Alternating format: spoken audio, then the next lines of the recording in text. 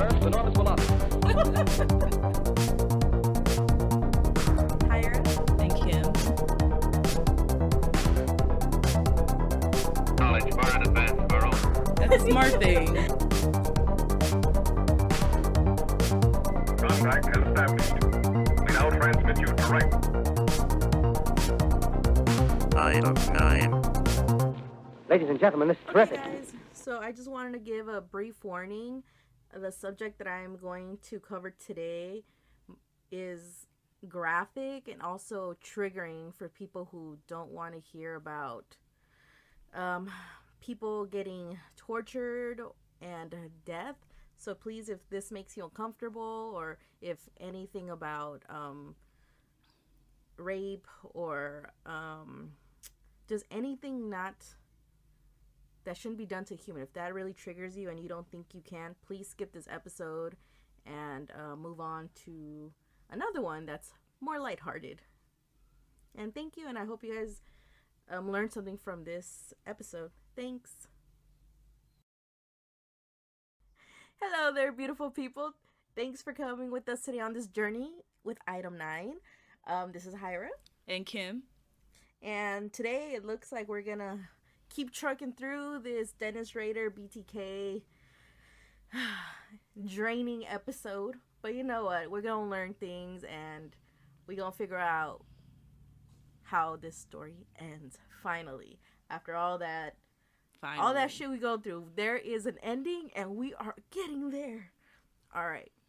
Mm-hmm. So, do you want to talk about your day, or you want to just truck through? What are you drinking today? You always ask me what I'm drinking. What are you drinking today? I am not drinking anything. I haven't drank anything very quenching in a few days. Carlos. You haven't drinking any water in a few Carlos days? Hasn't provided, so I just... If Carlos doesn't bring you water, then you don't consume water? Well, he'll give me whatever I ask for. I haven't asked for water, but let me see.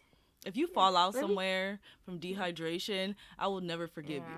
I'm probably going to be one of those people at the hospital that needs to go there to get a banana bag or all those electrolytes in there because I'm just dehydrated. Like, I'll be like, make sure you poke her a couple of times because she should know better. Don't poke me a few times. I'm gonna be looking like a California raisin soon. Like I'm getting there. Shriveled all the way up. You know what? Let me see if I can get him to make me a matcha latte. How about get him to get you a cup of water? Don't nobody want that bitch ass shit, Kim. Keep that shit to yourself. I will save this goddamn prune. Well, for once, I'm not drinking water today. Oh, what are you drinking today? I got this Martinelli's sparkling blush. Oh. It's non-alcoholic though, so it's kind of like fancy. It's it's fancy like apple and raspberry juice. I bought some of that, but I put some vodka in it. It's really good. Of course you did. It's really good. But I bought the big bottle, like the one that looks. Well, I went to Costco and I got like a pack of. Those are good. Those are like single use. Like put a little bit, like an ounce of vodka in there. You're good to go. 2, depending if you're feeling adventurous. You know, I'm not here to judge. But yeah, let me see if I can get him to make me a matcha latte. Yeah, where is he? No, summon him so I can tell him not to get it for you and don't do water. that to me. Shh. I'm glad you're on my earphones and on my speakers because he ain't coming out. But, you got a jam of the week today? No. Well, I got one. I have really been jamming to Jane Fonda by, Mickey Avalon or something like that? What is his name? Yes. Oh my god. You know I love that song. More junk than a Honda. Like that shit got me. Like yes. I just can't help but like jam to this and laugh at the stuff he's saying because it's so funny. It's like, I don't know. It's hilarious. It's got me rolling. It's got me jamming, and I'm having a good time. What's it called again for Jane listeners? Fonda? But I'm trying to remember the guy's name. Hold on. Jane Fonda. Oh, song, not the actress. Oh yeah, Mickey Avalon. So it's called Jane Fonda by Mickey Avalon. So fucking funny. Like I can't help but laugh and jam and have a good time because we're there to have a good time. Especially in the shower, because that's one of the songs I love to put in the shower, because it's like a fucking club up in there, just like yeah, club in there. Yeah, that's been it. And you guys want to let me know some music you guys like? Let us know. Send us an email, item9podcast@gmail.com. Or you can just DM us on Instagram. Yeah. That'll get a faster response. Slide into our DMs, if you DM'd us on Instagram. Please. Item9 Podcast at Instagram. At Item9 Podcast. Are you sure, Kim? Yep. Listen, Herx, I don't know. I just know the email address right now. All right. Well, it's the same on Instagram. Item9 Podcast. Alrighty, guys. Let's move on to this shit. Let's see if my matcha ever shows up. I hope he brings you a nice cold glass of water. Shush you. You said it's been a couple of days. I am concerned. Shush your whore mouth. I don't want to hear it. Cut it out. I am not having this. I am gonna go fucking BTK on your ass. Wow. First of all, I can take you. Yeah. But you know, if I hide in the closet, maybe I'll have the element of surprise, like, we already talked about the fact that I always check. But listen, the closet. I'm small. Like because I knew. It's not. I don't have a lot of stuff in there. I just gotta crouch down. Where you hiding? Like you're just gonna look. Where you hiding? What I realized? A lot of people don't look up or don't look down. They'll literally just look at their eye level. There isn't a shelf up there. People just look at their eye level and continue. Like, I got that little, like, I'm small. I can just crunch down a little bit more and just... I look down because there's nothing up in my closet. So you can hide if you want to in there. Hide if you want to. That sounds like the next song to something. All right. So, on January 31st, 1978, Dennis decides that he's going to send a letter to a Wichita newspaper, the Eagle and Beacon. And he pretty much sends in a... Oh, wait, did I already tell you about the one with the poem? The Shirley Locks poem? Okay, so we talked about that. It's like in 10 days. He got salty. Yeah, because they sent it to the other department. Wichita found out about their serial killer. Go up. All right. They told people. Okay. People about him. Yeah. People started buying guns. Okay, so on April 28th, 1979, there is a woman. Her name is Anna Williams, and she was so lucky. She was one of his intended targets. She would have been victim number 8, but let me tell you what happened.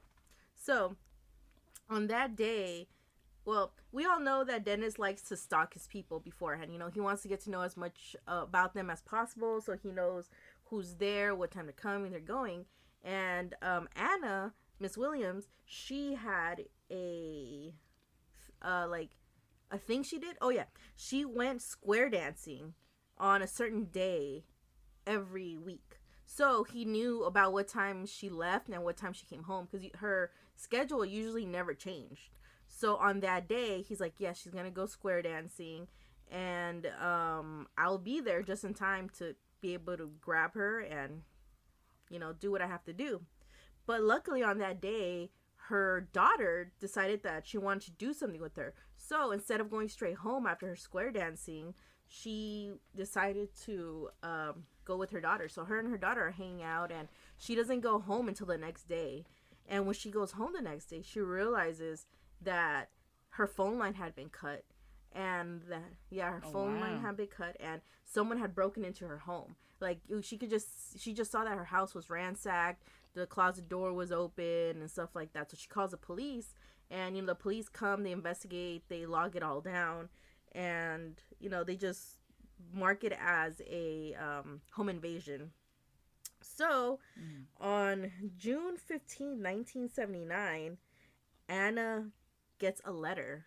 Okay, so before that, after the break-in happened and stuff like that, she was so freaked out and shaken about it because I guess her husband had passed just a little bit before then or something. So after the robbery, she was scared. Like, she didn't want to be in the house anymore. So after that, she really didn't go into the house by herself anymore. She would stay with her daughter. You know, she would do something like that because, you know, I'd be scared too after a while. Like, I don't want to go back to the house where someone broke into it. Like, anything could have happened. So, you know, that's happening. So on June 15th, 1979, Anna and her daughter go to her house to go pick up her mail. Because remember how I told you how she hadn't been staying at that house anyway? So they go and they... Mm-hmm. So her daughter was grown. So her daughter, they go to pick up her mail. And when she goes to pick up her mail, she finds a letter. And in that letter, there is a poem that says... What is it? So now he think he's a poet now, dropping these poems left and right. Yeah, this guy thinks he's all there in the bag of chips. He just thinks he's the most creative. Well, I guess it's the Pisces in him. The most creative, most, like, fucking best artist out there and shit like that. So he's just out there fucking putting... I mean, most of us are pretty creative, but he was using that creativity in the worst way possible. Yeah. Where is it? Let me see. Because I still think it's crazy that he had like a kit that he was taking with him. What did he call it? His hit? Yeah, his hit kit. His hit kit. But yeah. He got he's like all the supplies I'll ever need for my regular. The fact that he also had it set up too. He was like, I'm gonna do this, and this.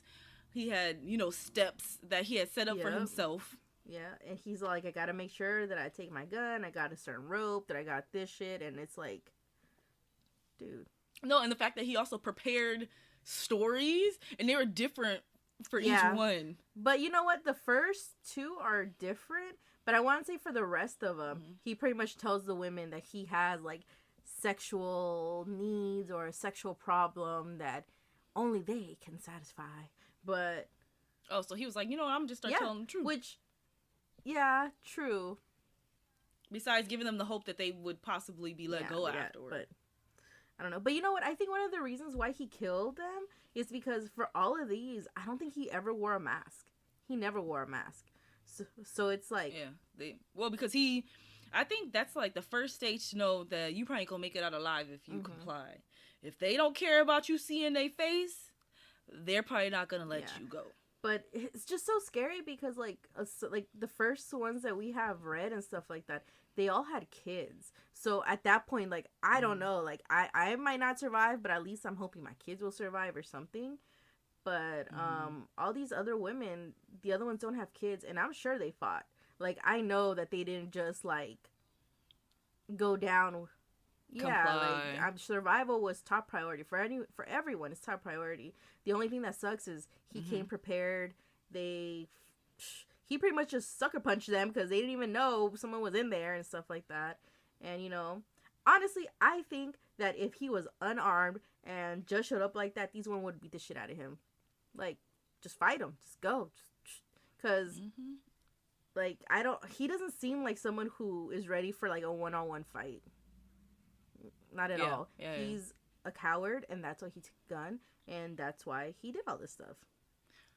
Well, what was it? That brother-sister duo. Yeah, he was not ready for them because they was both fighting him. Like, the brother got shot in the head and the face, and still was fighting him. He probably was like, this one was hard. Like, I don't know what I was supposed to do here. But it's like, fuck, man. But yeah, so he sends her a poem, and it says, "Oh, Louise, why didn't you appear?" But where it says Louise, he crosses that out and writes Anna in his... Yeah. So that makes me think that he's not even writing these. He's just copying them from somewhere. You know what? And it's crazy because I did hear somewhere that, like, one of his other, like, poems or letters was, like, a ripoff or, like, some sort of, like, it had, like, a texture of this, I guess, like he took snippets like of some, in Wichita State University, I guess they have like this song or this poem or something. Excuse me. Mm-hmm. And when they read that one, they're all like, he has to be a student because that's something. Oh, like at the same like melody kind of like setup. If any of you guys know what it is that like I'm talking about, please let me know. But yeah, it was some similar. So yeah, so he's over here sampling fucking shit over here. Like, let me take this little snippet over here. It sounds good. Let me just cross the name out. It's like, have you seen To All the Boys I Loved Before? Okay, did you see the second one? Okay, so in the second one, Kavinsky gives Laura Jean a poem for Valentine's Day or whatever. And she's just like, oh, this poem is so cute. Like, in my head, when I heard it, I was like, that sounds familiar. And so she told the poem to this lady, because in this one, she's volunteering hours, like, at an old folks home. And she tells the poem to the lady, and that lady finishes it, and she's like, girl, that's Annabelle Lee. He just switched out your name. And I was like, that's why all of us who don't grew up watching Holes, you're going to be like, this poem sounds familiar, because they say that poem in the movie. And then here he go. He took it because he told her that he wrote it. Like, she was like, oh, did you write that? And he said, yeah. But he just switched Annabelle Lee to Laura Jean. Like, out here. People over here copywriting shit. Sampling. Man. I guess they assume that you're not going to check. Because she wouldn't have known. If she wouldn't have mentioned it to the lady at the old folks home that she was volunteering at, she would have never known. And then she went up to him later like, dude, like, where'd you get this poem from? Did you really write it? And he's like, oh, well, no. But, like, I wrote it by hand. I copied it with my own hand. Yeah, because he made her a card or whatever. Yeah. I'm like, he could have told her the truth. He could have been like, I was searching for a poem that reminded me of you, and this is what I found. And she would have still, like, appreciated it, you know? Yeah, thank you, babes. I don't know. Yeah, but he was like, oh, yeah, I wrote it. I don't know. I haven't read the books. And it's like, I like Kavinsky. Like, I like Peter Kavinsky. Like, he's a good guy. But I felt like the new guy was a better fit for her. I forget what his name is. The Model UN guy. I felt like he was a better fit. You know, sometimes bitches don't see it till it's too late. Well, that's the thing. So in this movie, in the second one, she's starting to kind of feel the other guy. And it shows it like it seems like they're a much better fit, but then at the end she still chooses Peter. Which is alright, whatever, but like, I thought that it was a little bit problematic that he was still such close friends with the ex. Like, I get it, they all used to be friends when they were kids. Well, like, little kids, because they're still, you know, in high school or whatever. But, like, okay, when they came up with the plan to go to the tree house that used to be, like, their kick-it spot, but the people who lived there moved, and so the new people were cutting the tree down. I get it that his ex was, like, you know, a part of the group, but he invited her and he didn't even, like, tell her. He didn't tell Laura Which, Jean, you know, it makes people uncomfortable if you're still friends with your ex, because you know what? There's still feelings there. It doesn't matter what you say or whatever. There's still feelings there, especially depending on however people broke up.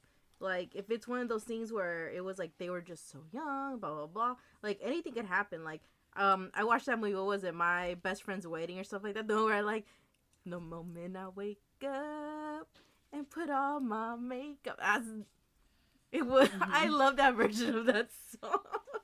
Anyway, I think that's the reason why I remember this movie so well. Anyway, so they, so, you know, they're friends and they have a thing going, and she's pretty much sure that this guy is gonna, like, fucking wait for her for the rest of her life. But I don't know, like, in the beginning, it didn't seem like she was really, like, into him until he decided that he was gonna get married.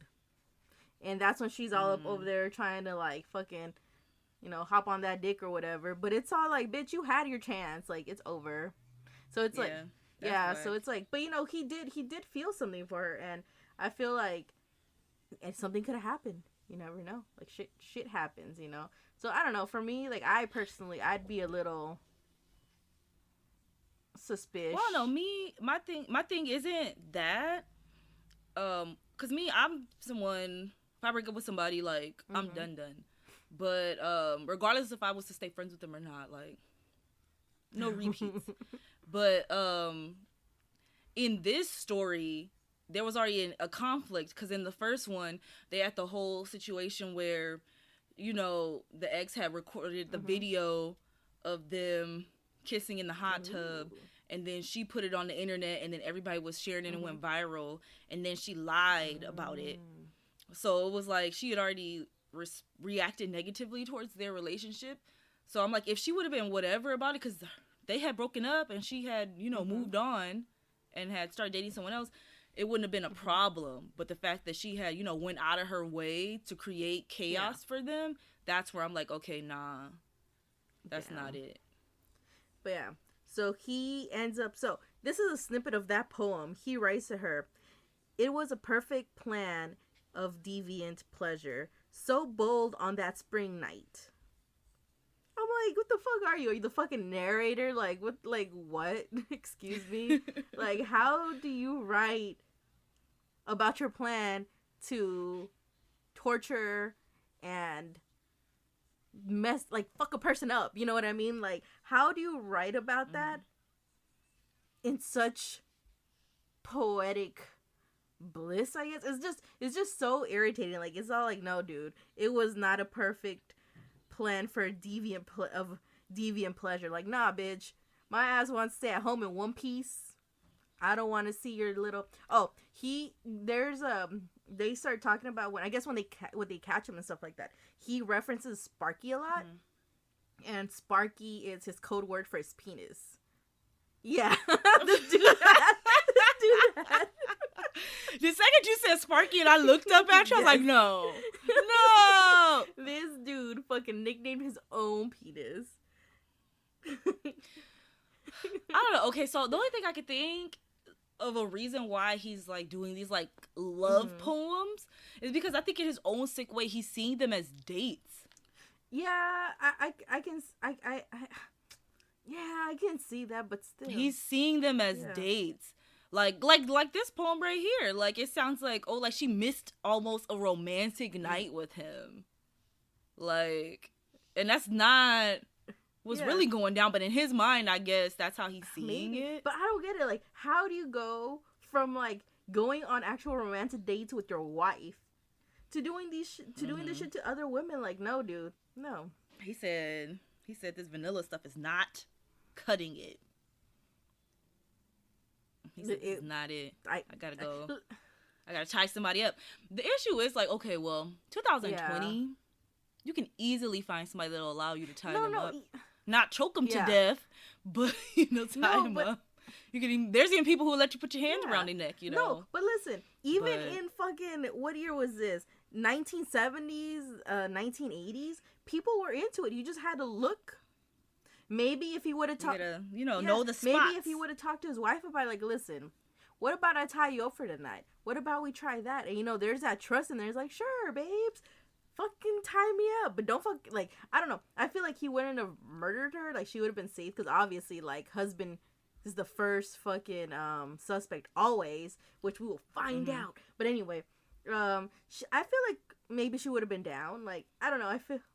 Yeah, she seemed passive. Like the fact that, you know, they let their parents set them up and then they just, you know, dated and then just got married. Like, she seemed kind of passive. Like, I don't know. Like, if you really love she probably would have been like, oh, I guess. If you really love somebody, you'd always try something once. Unless it's anal. Like, y'all gotta talk that shit through. But, like, it's like, I feel like maybe she would have been like, sure. Because, like, when you tie someone up, and especially if you have that trust, I feel like it shouldn't be that, like, problem. Like, you tried it out. You didn't like it. But at least, you know, you tested the waters out. But I don't know. I feel like he could have gotten this from his wife, minus the murder. But, you know, whatever. Yeah. But he needed the murder, I guess. But yeah, he called his little pecker a fucking Sparky. And it's funny because I'd be laughing because sometimes I'd be seeing sparks. You see, sparks are tiny. Just little flickers. Click, Yeah, yeah. click. Like, so you Yes. saying you got a little man now. You got a little penis.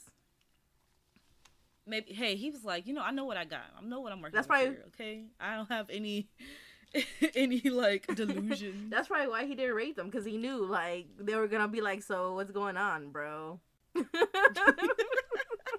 Have you seen that meme where it's all like when you're having sex with your girlfriend and it slips out and she's still moaning?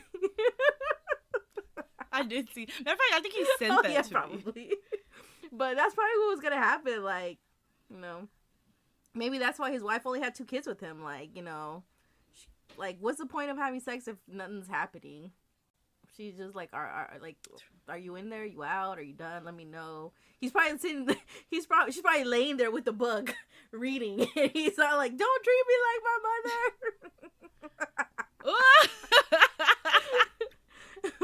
But yeah, I don't know. Like, yeah. So he called it Sparky. Yeah. So he has mommy issues. And it's funny because when you read that like little line, he spells night N-I-T-E. Like, English. Oh Lord. Do you speak it? Do you speak it? I'm like, come on. Like, night is one of those words you learn how to spell in fucking 2nd or 3rd grade. But you know what? This makes me think about what you were saying. Like, maybe he had some sort of like educational disability, and that's why he never really stood out, because no one ever really like pursued it. Yeah, that was back in the day. They didn't like make sure that you were getting everything. Now we have this whole No Child Left Behind, and then they test you all the time to make sure that you're understanding what you're supposed to understand. I don't know how it is in other states, but in California, you pretty much just need to be able to get past middle school. If you can get, your reading, writing, math at a middle school level, then you're chilling for the rest of the time. Like, that's why I always thought it was dumb that after we got out of high school a few years later, they took out the CASI, the California High School Exit Exam, because we all knew a lot of people who didn't pass, because they would have pretty much a 2-day exam. One day you would do English, and it's just like English stuff, and then I think at the end we had to write a paper off of a subject that they gave us, and then another day it was all math. But the thing is, it's all like middle school level stuff, so it's not even the high school level stuff that you're doing at the time. They just want to make sure that you can at least grasp the concept of middle school reading, writing, and middle school math. The issue is a lot of people don't pass, and they have to take it, multiple times and, study. So I always thought it was kind of dumb, because it's like that they took it out, because now it's like a lot of these kids are going to slip through. A lot of these kids are probably already slipping through, because we knew a few people who took a few tries before they passed. So I don't know. I felt like it was helpful, because then the school can see which people need the extra help. Yeah, no, it's true. But, there are a lot of people who also don't perform well when there are exams happening. So maybe some of them, it's not that they don't understand or they just don't grasp it. It's just they literally have that performance anxiety, and it just stops them from, reaching their optimum level of performance in an exam. But I don't know.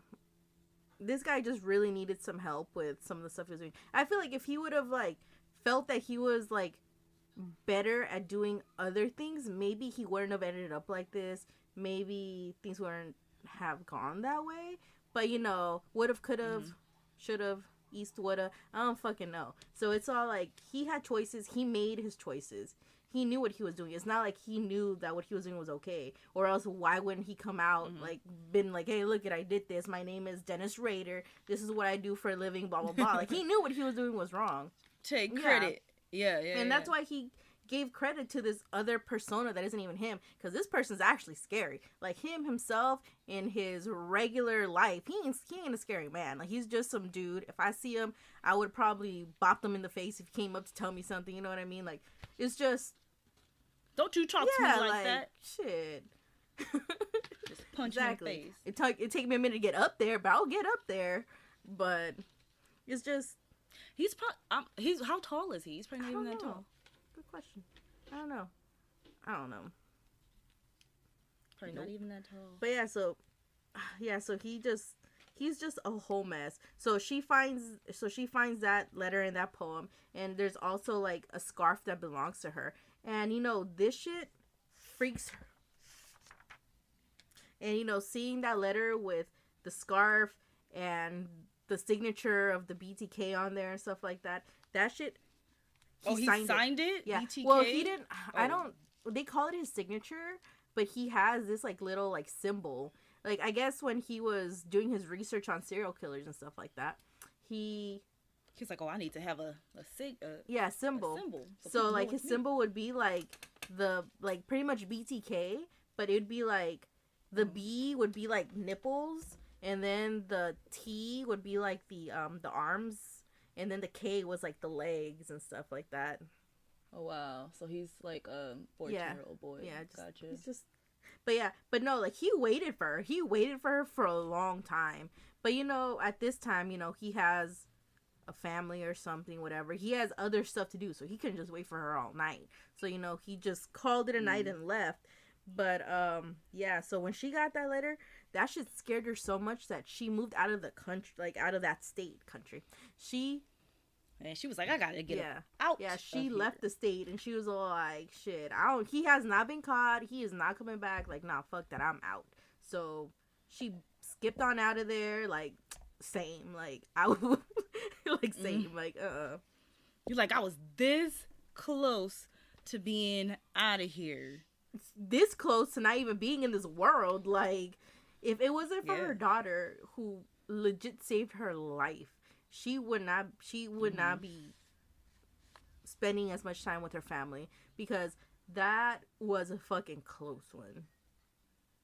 And you know what? Yeah. I did some more research on her too, and come to find out that she had a granddaughter who worked, like, I don't know where she works, but from her house to where she works is kind of like a long distance. So sometimes she stays at her grandma's house. And that day, she was supposed to spend the night with her grandma. Oh, dang. So it almost could have been her, too. But luckily, she got called in for work. And she called her grandma. She's like, hey, I'm not going to be able to spend the night. But yeah, so her job literally saved her life. Like, she called her grandma. She's like, hey, I can't make it. I'm sure grandma was like, well, I'm not going to be there anyway. So it works out. But yeah, like, things could have been so bad. Like, he could have had 2 victims. And you know what? It kind of goes with, other than, I want to say, Nancy Fox, there were a lot of things that happened that made it harder for him. You know what I mean? Like, that was like the universe trying to be like, you need to get caught. Like, stop. Yeah. Stop. Poor Nancy Fox. Like, I don't know. Like, it's just so scary, because that could be anybody. Like, there'll be a day where you'll have your own spot and stuff like that, and it's just what happens. You go home by yourself because that's where you anyway. But yeah, so it's just like things were making it harder for him, and he should have just stopped. But yeah, so she dipped out of the state, and she was gone. I think you can add this later, but so you know how I had told you that he was working at the Coleman factory, right? Come to find out, he didn't quit there. He got fired. And that's why he was on a rampage the first time he murdered someone, because he was like feeling so low because he had just gotten fired. He was mad. Yeah, because he got fired. So that was like one of the triggers for him.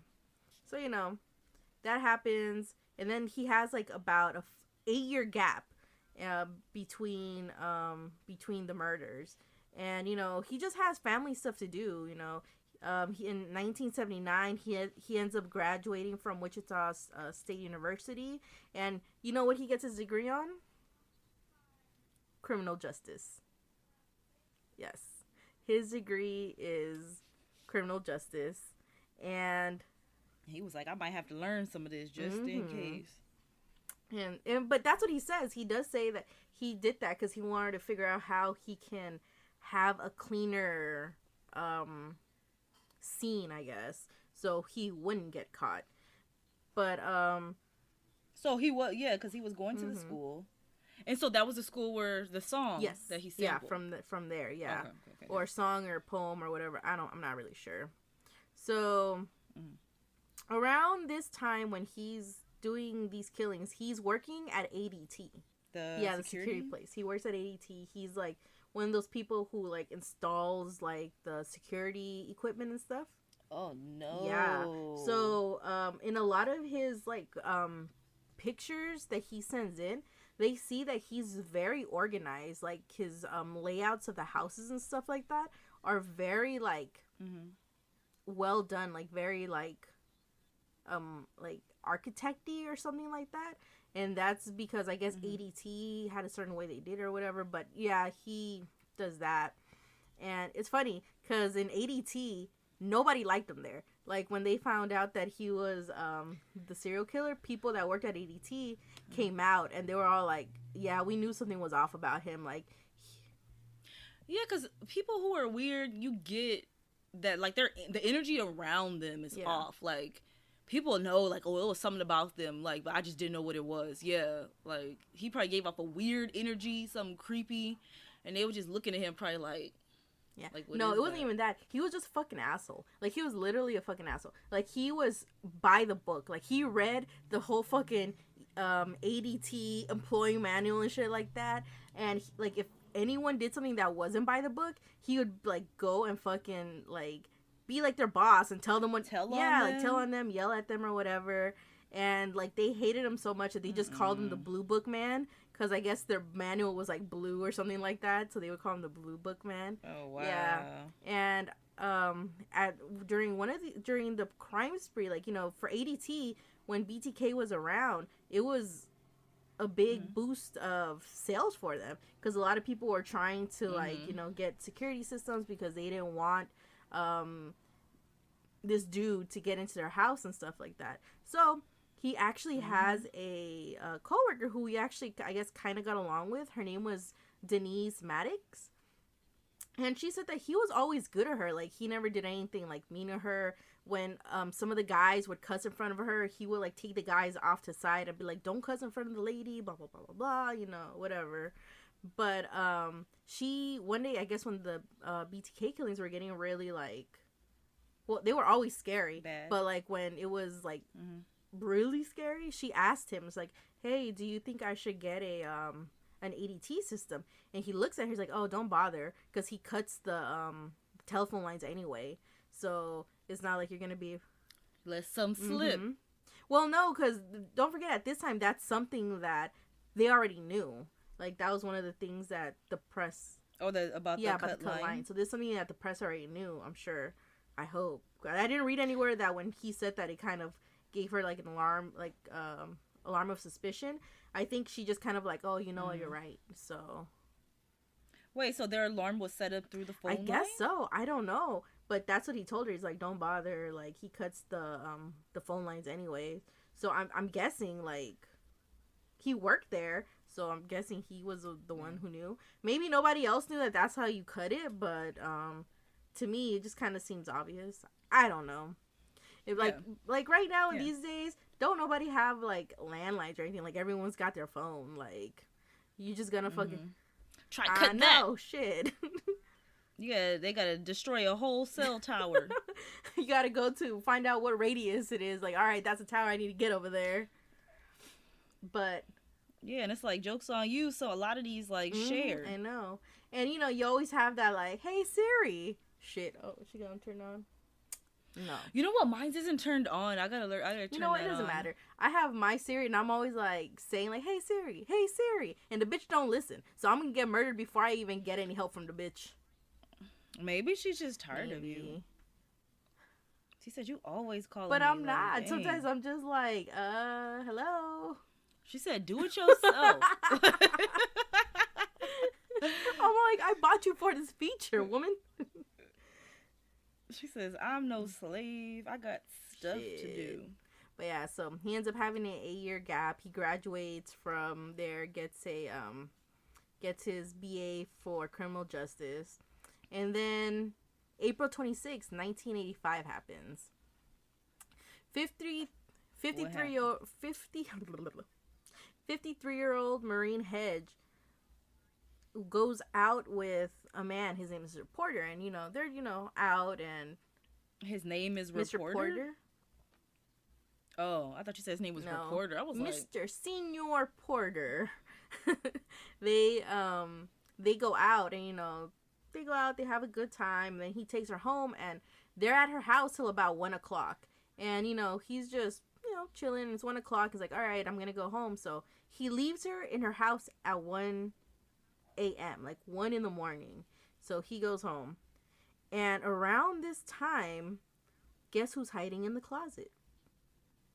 Yes, Dennis is fucking hiding in the closet. He was there the whole time. He saw everything that was happening while both of them were there together.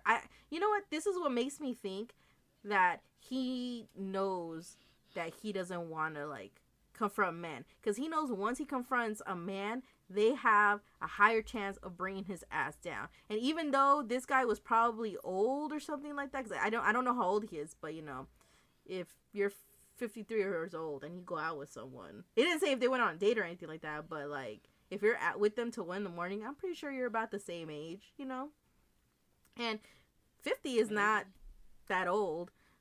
So it's like he knew that he was gonna get brought down if Mr. Porter would have seen him. Like he knew his ass. I don't think he could really fight. No, definitely not. So he was 100% not prepared at all. He didn't want the actual confrontation, and that's why he brought two weapons, because he, had the gun, but then he also had a knife too. So he was like, just in case. Yeah. So he waited for Mr. Porter to leave.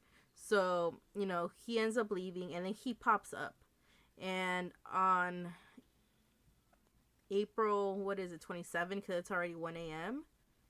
he does what he does to all the women. He binds her, and he fucking asphyxiates her, and just does his thing. And she died. But this one is different, because in all his other killings, he would leave the bodies at the house. But with this one, he actually took her car and took her body, and before he put her body in a ditch, he went. Okay, so at this time, he ends up becoming a leader in a Christian Lutheran, I guess that's what it is, a Lutheran church. Yeah, Lutheran. And he actually becomes like a vice president in that, and he has the keys for the church. But he ends up deciding, like, for a lot of these people, for a lot of these instances, remember how I told you that the police were thinking maybe he takes pictures and stuff like that? Mementos or pictures and stuff like that. This is actually one of the confirmations that he does take pictures, because he ends up going to his church and he ends up posing her in different ways. And I think she was already dead by this time. But he still wanted the pictures of a woman bound and stuff like that in different poses. So he takes her to his church, and there you can tell, like, in the pictures in the background, you can see like the choir gowns and stuff like that. Like you can tell that so you can tell that you can tell that it was a church. So he takes pictures of her, and then he puts her back in the car, and he dumps her in a ditch, I think. Yeah, he dumps her at a ditch. And so, time goes by and stuff like that. And I think she had a appointment to get her car serviced. And wait, is it this one? No, this is not it. No, I don't know. Scratch that. Not the car. Scratch the car service.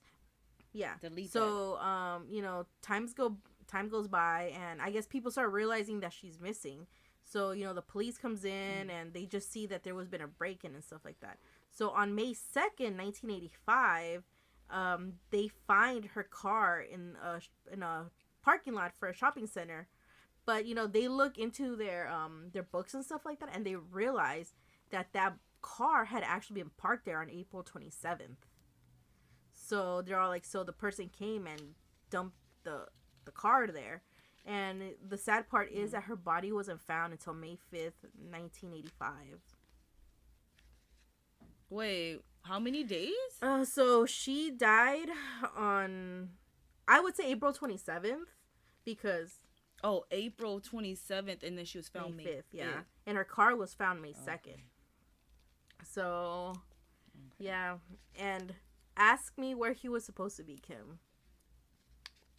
Where was he supposed to be? At this time, this guy is a Boy Scouts leader. So on April 26th, they have an event where they go camping. So when he's with the Boy Scouts, he's like, you guys know what? I have this major headache. I need to excuse myself. I'm going to go to bed, blah, blah, blah.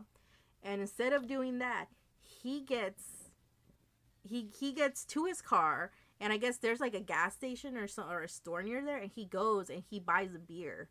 And he like takes a swig of the beer, and then like he like swooshes it in his mouth, and he spills it on his shirt so he could seem drunk. So he calls a cab, and he's pretending to be drunk and stuff like that. He's like, can you take me somewhere? And, you know, that's where he gets dropped off. And that's pretty much, I guess, that's how he ends up at her house, yeah.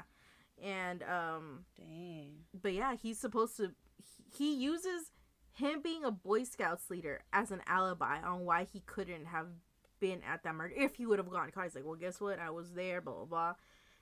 And it's just crazy how he's using his own son's activity to cover for some of his crimes. Like, the fuck? Murder. Like, dude, like, just fucking be the guy you're supposed to be. Like, he always talks about how he compartmentalized?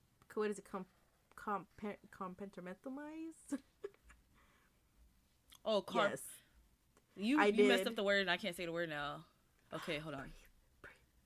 Compartmentalize. Compartmentalize. And he always says that he's like a fucking dice. Like, 1 second he'll be one face, then you flip the bitch over and he'll be another one, blah blah blah blah blah. Like, nah, fool, you literally just wanted to get away with it. You are just making this shit up because now you got caught. Shut the fuck up. Now he's just trying to make it sound cooler than he actually is. So really, he's just an asshole. So, but on top of that, guess what? Maureen Hedge was actually one of his neighbors. So she wasn't that far from where he lived. And so he just walked home after. No, he had to go back to the Boy Scouts. Don't forget, he was supposed to be. Oh yeah, the alibi. So wait, he went back to the Boy Scouts with the alcohol on his clothes. Well, he says when he has like his hit kit, he puts clothes in there that he's not going to like keep on. So how big is his bag? Do you ever see a picture? You know of the what? bag? No, but I do remember like when they asked like the kids and stuff like that, they said that he had a briefcase. So. Okay. Because I don't know, in my head, I just like picture like, you know, one of those old school like doctor's bags, and he just busted open, pulling out the rope, out. He's not that good. The knife. He's not that good.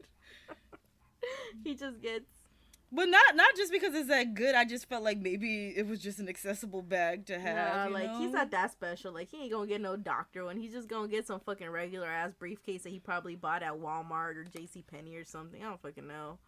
But where'd you get that shirt from? Oh, I got it from JCPenney.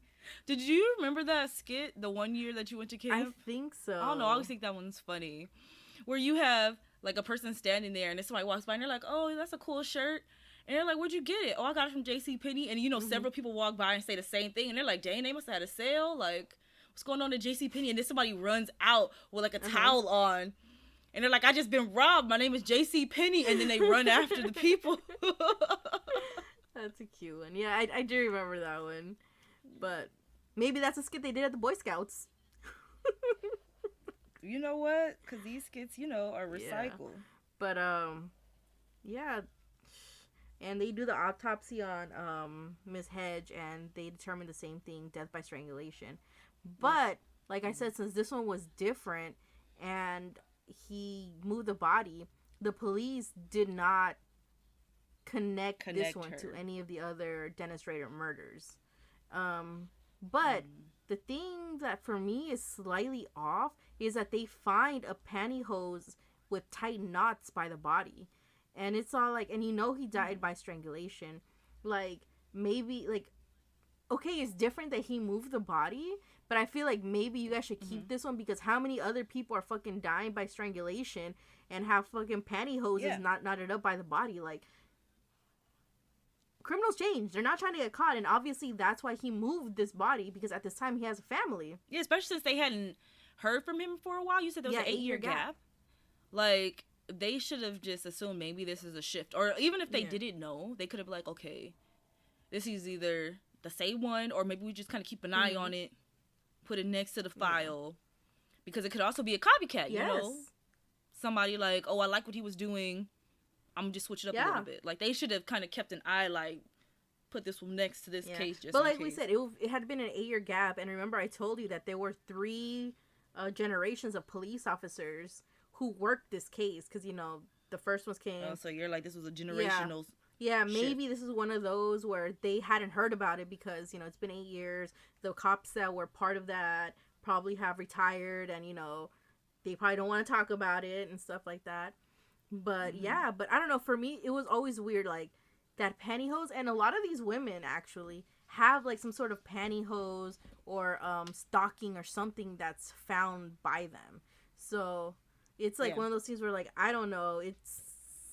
Wait, is he tying them up with the pantyhose? I think he is. For some of them, I do remember them saying that they have them around their necks and stuff like that, but I didn't after a while it's just kind of like, ooh, dang, so it's not even rope. Well, he also has rope. I think what he does is he waits for them to die or whatever, or where they can't move, and then he removes whatever it is, and he puts like a sexier one on there or whatever. I don't know. So it looks better. The aesthetics for his pictures. Man, this is another like thing I learned about him. Apparently, while he was, so you know how he was wearing women's clothing. You know? I don't know.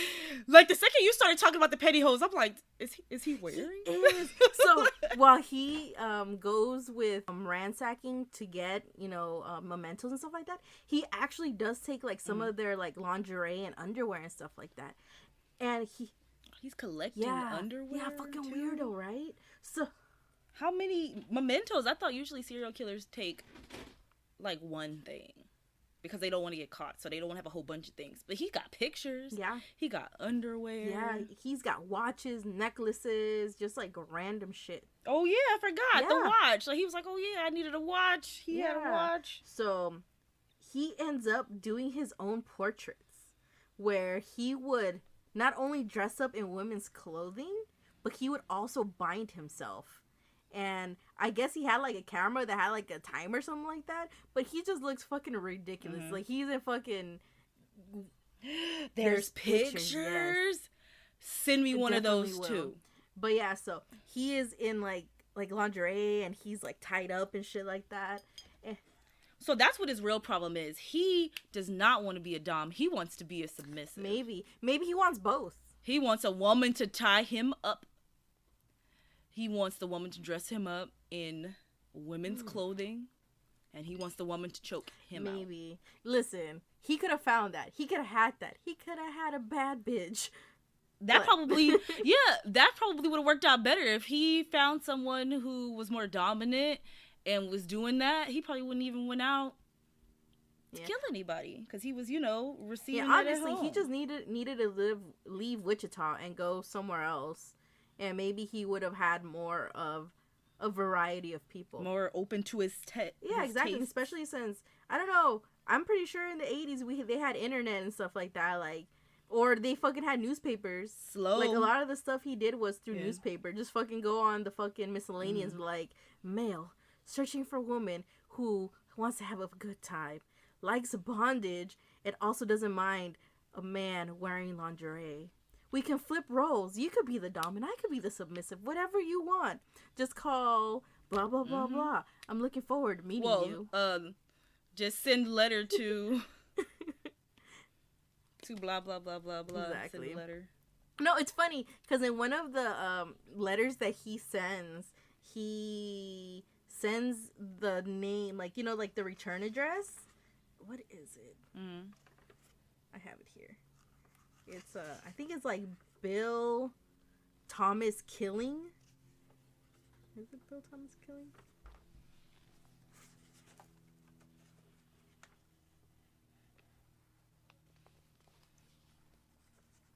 It's in here. I know I have it because I wrote that shit, and I'm all like, it's. You were like, this is important. Yeah, he put in Bill Thomas Killman. That's what it was. Bill Thomas Killman. Bill Thomas and then Killman. you know the initials BTK. Oh my god, I'm so smart. You know, you think he's sitting there like, yeah. Oh boy, golly gee, they're never gonna get this. Of course. So he fucking pulled. That's what he could have done. He could like write a letter to Bill Thomas Killman. I'm looking forward to meeting you. Like, you know, he could have got someone, and he probably wouldn't have had to kill them because. You know what? Just like, okay, in the 80s, they used to do those like dating videos at like the mall. And he could have 100% did one of those dating videos. Honestly, I think he was just a little bitch and didn't want to, like, he felt embarrassed about it. And because he could have went and, because, you know, like, they're so, like, awkward, but they're kind of funny, and then they be so serious. Like, he could have 100% did one of those. 100. But, yeah, like, there were solutions to his needs.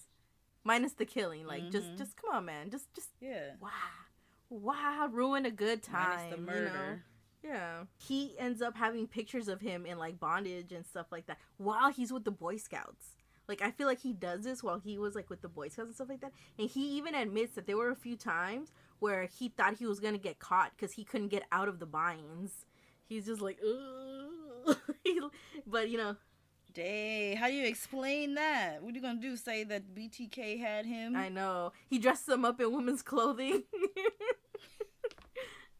No, but it's crazy because imagine like if he would have gotten caught. Like I feel like if he would have gotten caught, he would have been caught as the serial killer immediately. Like imagine another one of the fucking Boy Scout leaders coming through and they open the door and here he is, fucking vice president of the Christian Lutheran Church, fucking compliance officer. Oh, I'll tell you about that.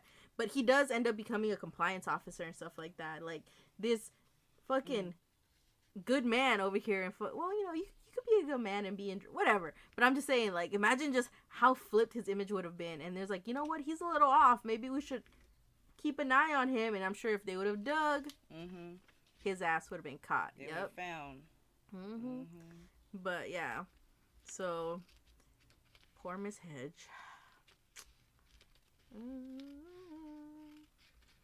And then in September 16, 1986, he goes to a woman's name. Her name is Vicky Wagerly, and does the same thing. You know, I'm not exactly sure how he gets into her home.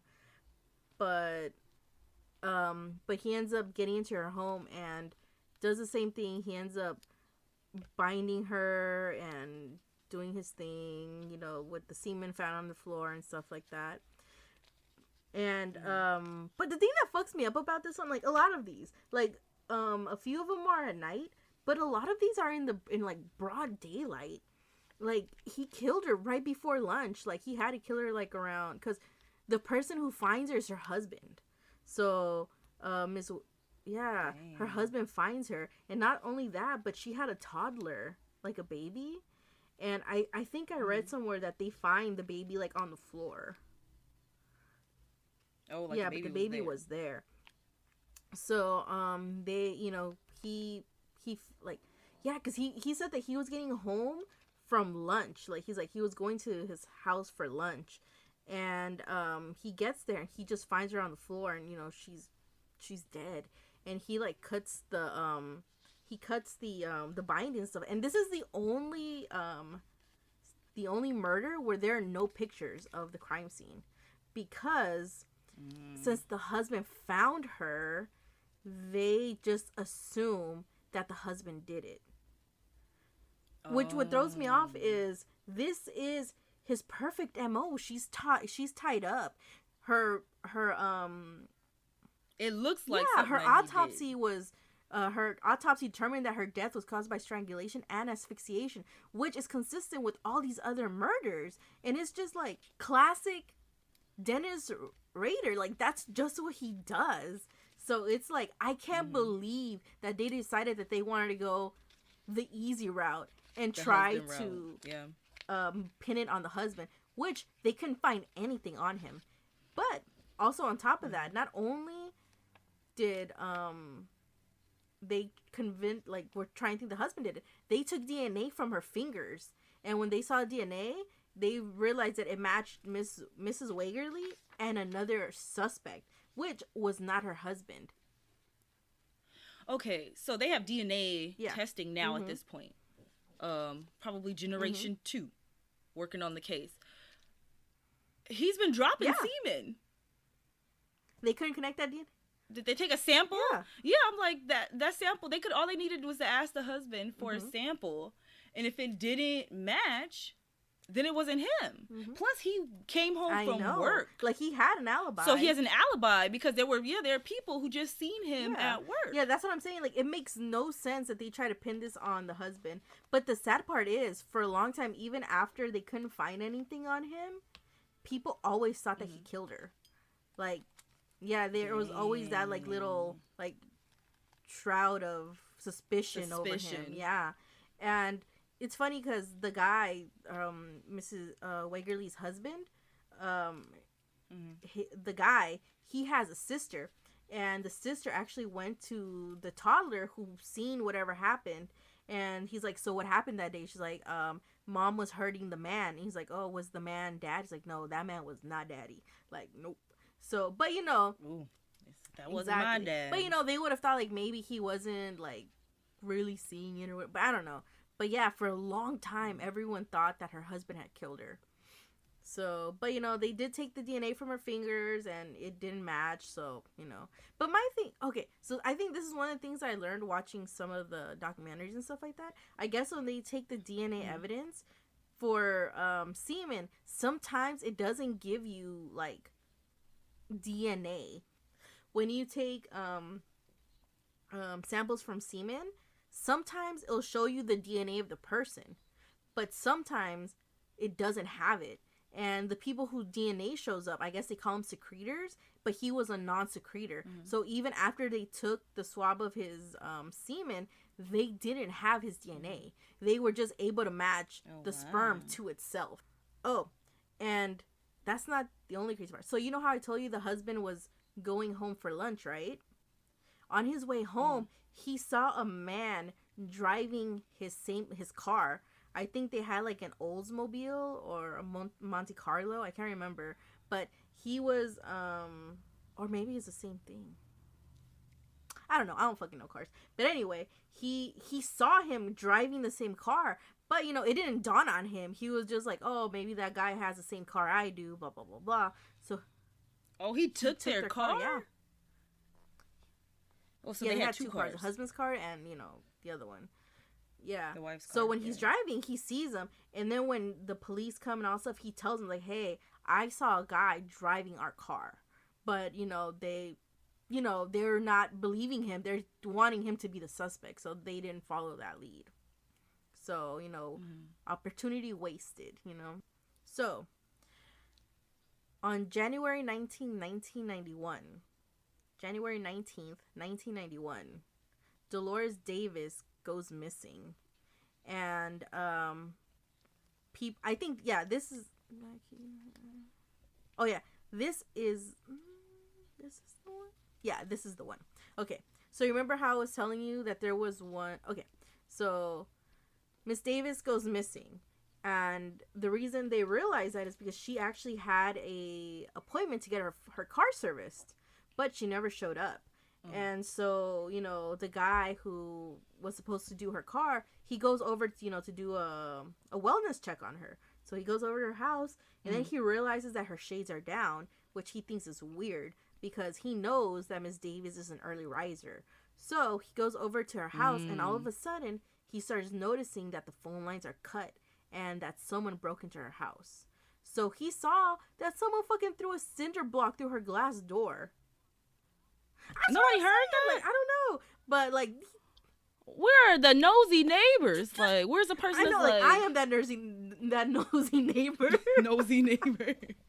No, being real with the TikTok meme, I think we're all realizing that we're all that nosy neighbor. You hear something, you're like, Who is that? Like, I love those. Like, have you seen the one where the girl goes out and she's vacuuming her fucking stuffed bear? And Lawn. she's like, Oh, yeah.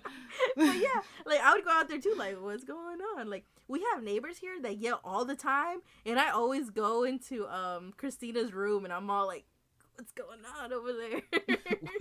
What they yelling about today? Exactly. But yeah, that's my thing. Like, did nobody hear that? Like, I'm not There's a cinder block through some glass. So anyway, but yeah, someone throws a fucking cinder block there, and where are the nosy neighbors? Like you said, where the fuck are they? Like, I 100% agree with you. You said her door was glass, I think so, though. 'cause Like, I saw. so ain't nobody seen this broken glass door? Even if they didn't hear it, just walking through the neighborhood, driving by, ain't nobody seen a broken Maybe it glass was the back door.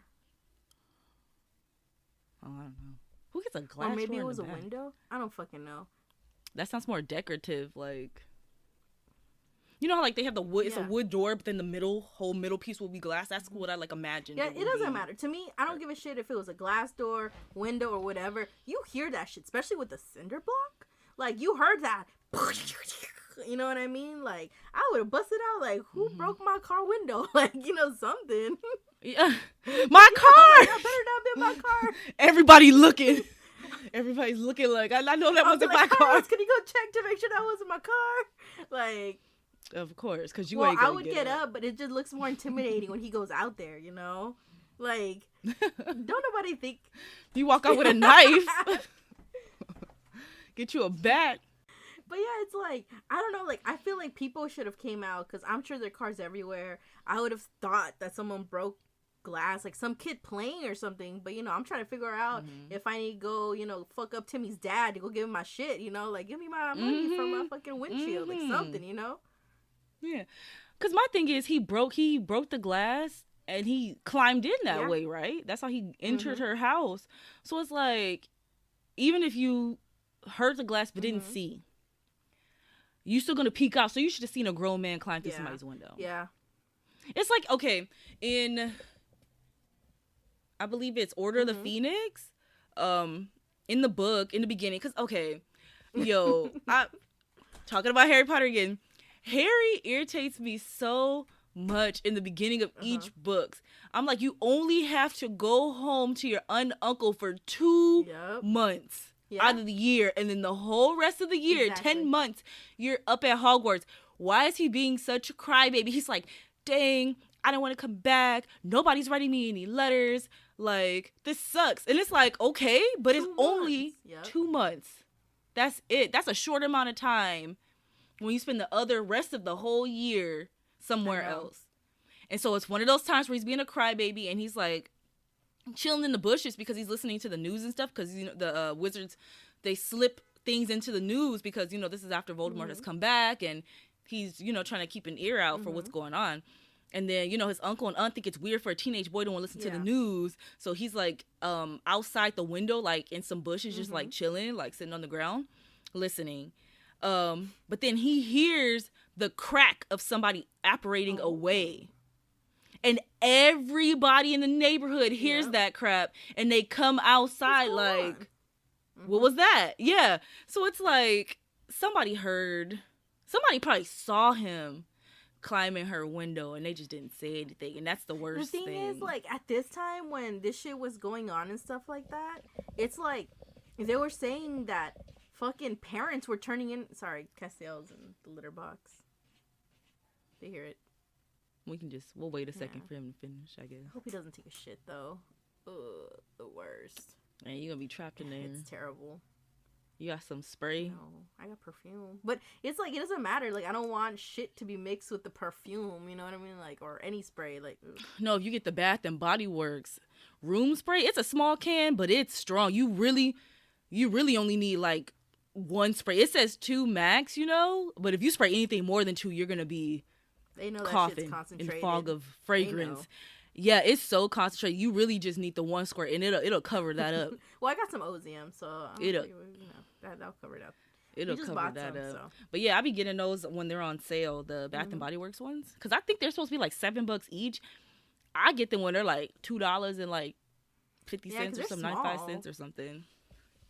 Yeah, but they're good. I don't know. I bought like a handful of them like over a year ago, and I think I've only emptied like one. That's how No, I'm good just they saying, are. like, it's too expensive for how small they are. $7, like hell no. Now $2. Well, that's why I get them That's what on I'm saying, yeah. sale. I don't no.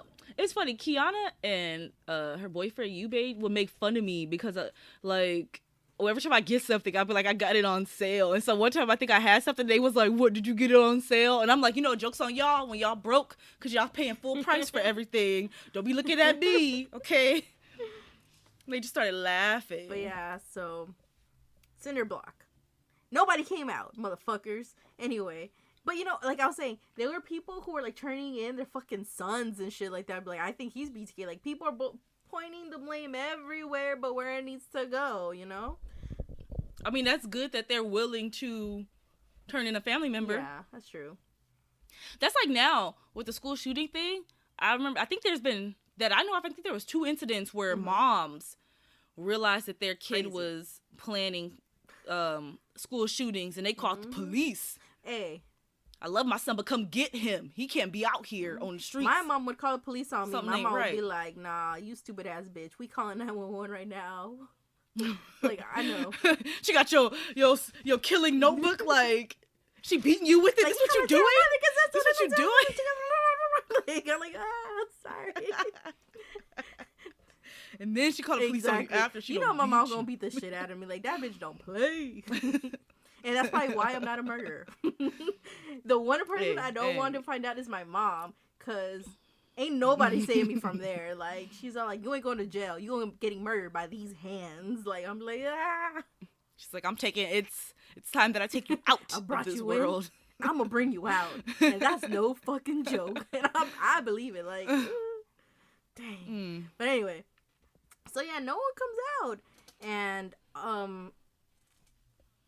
nothing happened. So eventually, they keep going with their investigation or whatever. And some guy finds car keys on the roof. I don't know if his garage or her garage. I'm not exactly sure where. Wait, so when the guy that came to service her car showed up, did he go inside and find her? Yeah, he was the one who found her. But, what's also crazy is he realized that her car was not parked. I guess she has, like, a garage or something. It wasn't parked in the garage, which he thought was weird because he knows she always parks in the garage. Yeah, she's a very particular lady. Yeah. Early riser, parks in the garage. Wouldn't left her window broken, her door or window broken. He's like, Miss Davis that. is not like this. Something is fucking weird. So, yeah. So I don't know if he tells the police or not, but, he did think that was weird. So someone ends up finding the car keys on the roof of the garage. I don't know whose garage, hers or the neighbor's, but point is, he threw some keys up. Were found on the roof of a garage. So, the police come in and, they start checking out the car, and all of a sudden, they start realizing that the car has been wiped down. The car has been wiped down. They find a rug in the trunk, and all of a sudden, they're all like, some crazy shit happened. Did he move her? Yes. Because her body was not found until February 1st, 1991. Oh, it wasn't in her house? Under a bridge. So what? Wow. Okay. So he started moving the bodies like regularly. It wasn't just one thing. Yeah, the last 3 he did. He moved the bodies, and that's why for these the police didn't connect it to him because it was they were moved. Like he's like, yeah, like different. He doesn't do that.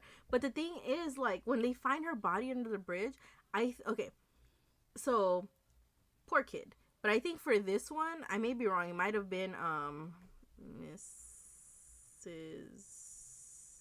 Miss Hedge, but no, it wasn't because Miss Davis. A kid is walking his dog, and he didn't have him on a leash, so the dog was wandering. He goes under the bridge, so he starts calling his dog, but the dog's not replying. So I don't know how good it is. We ran out of milk. oh, it's alright. Oh, thank you. Did he use water instead? I have achieved green matcha latte iced matcha latte.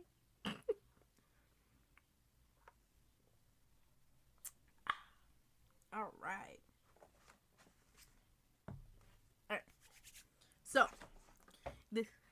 Tell Carlos I think it's rude that he wouldn't allow me to ask him my question. It's because I think he's not used to you asking him questions that he probably just forgot. It should have stood out. It should have stood out. He left already. He's gone.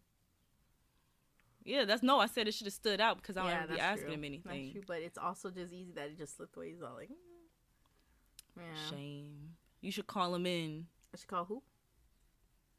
You should call him in. He's so busy. He's a very busy young man. He's got... Is he? I feel like y'all chilling. He's very busy, Kim. Very, very busy. No, he don't got work right now.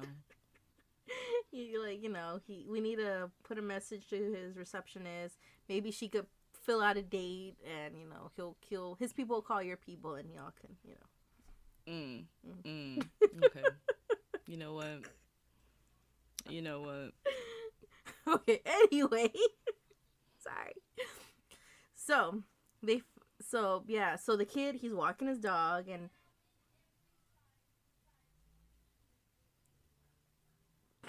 the sizes of skates available. Oh. Dang, what size she looking for? I don't know. I think she's a size 9 or 8. Can you still hear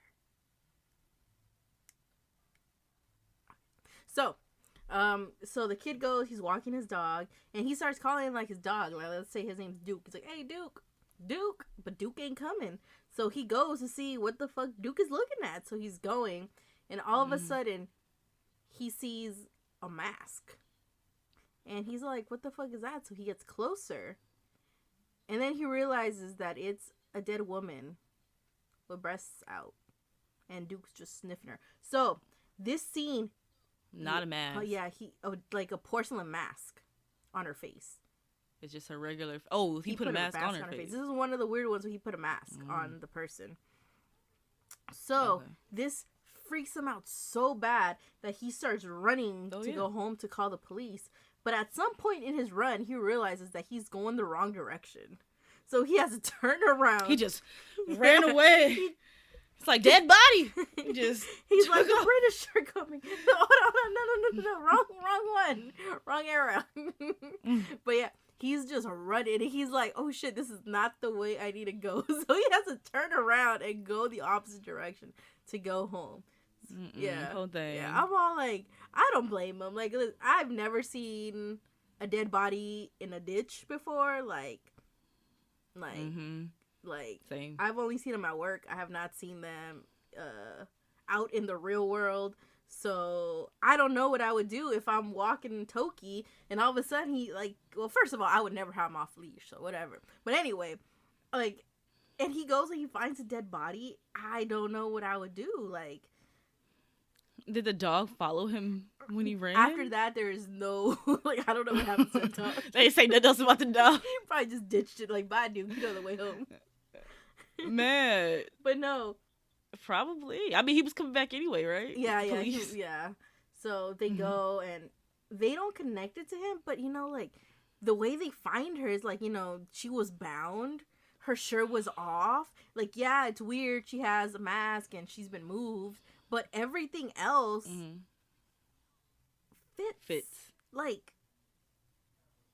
Do I need to write it down for you in a different language? Or, like what? But they just, just fucking evaded them and, whatever. But, they must have had nobody, looking at that file since there's been such a gap. It was a while, yeah. So... around the same year, in 1991, he actually becomes a compliance officer. And, man, this dude, they end up calling him the compliance Nazi. This dude is such a fucking asshole. They say, so, you know how, there's, laws and rules and stuff like that about, people's, lawn and stuff like that, grass could only be a certain height and stuff like that? This dude literally walked around with a fucking ruler, would get down on the floor and fucking measure grass. And, yeah. Oh my gosh. And if, I would kick him. I'd be like, no, he ain't squatting in my yard again. checking this grass, I'll just walk out and just shove him over. Get off my lawn. Exactly. He's such a like dude. Like, yeah. He's very particular about rules. But the thing is, and he's over here breaking laws. Very particular about rules. Like they don't apply to him. Sound familiar, don't it? The rules for everybody else. Who are you talking about? People out there protesting. I was like, me? What? It's like, I feel like you could maybe cut this out or whatever, but like white people are like that. They're like, these rules don't apply to me. I'm American. I've been here. Like this shit don't like. It's like he's got that fucking complex where he's all like, shit doesn't apply to me. I'm better than that. Mm-hmm. These rules are for y'all, not for me. He would literally get down on his hands and knees and fucking measure grass. And if they were even 1 centimeter above, take it. They even had one where they said that he would go around and he would, like, you know how people post up like yard sale posters and stuff like that, like on the like not on lawns, but like on electric poles and stuff like that. Oh yeah, like flyers. Like they would put them up, and he would look at them, find the address, and give them tickets because they're not supposed to be putting that shit there and stuff like that. He even, like, I guess that he also worked with like dogs, and there was a specific case where these people wouldn't keep their dog in the yard, so he would go over there and like talk shit about the dog. And he wrote them up, and they went to court to fight it. And this dude was so anal, like he took pictures. He fucking like did all the stuff that was way extra. Like they were like, all the other officers would have like tried to put the dog back in the yard, or, you know, something. They wouldn't have given them no ticket. They would have just been like, keep your dog in the yard, you know, like. But no, he went up.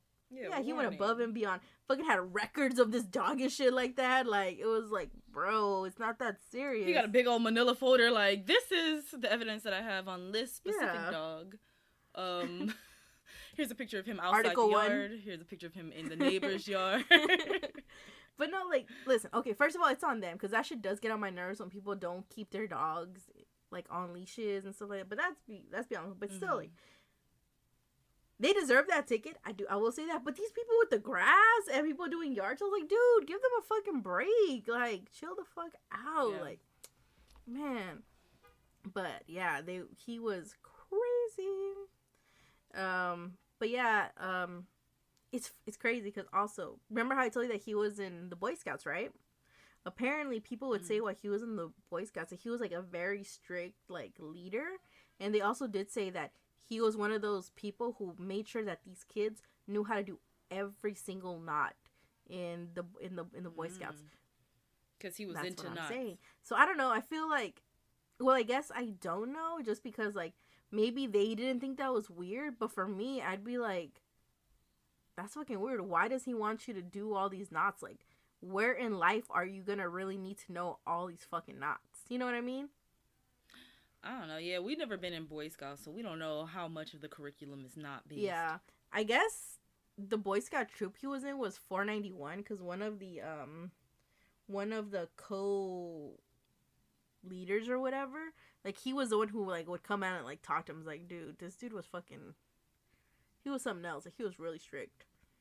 30 years later, after I guess newspapers do like a remembrance or something like that. And I don't know why, but this guy decided I guess he was going to write a book about the BTK or something like that. Or, you know, about the killer, Dennis Rader. But in his head, he was all like, he's dead. Like, there's no way that he's not killing anyone, blah, blah, blah. Like, he has to be dead.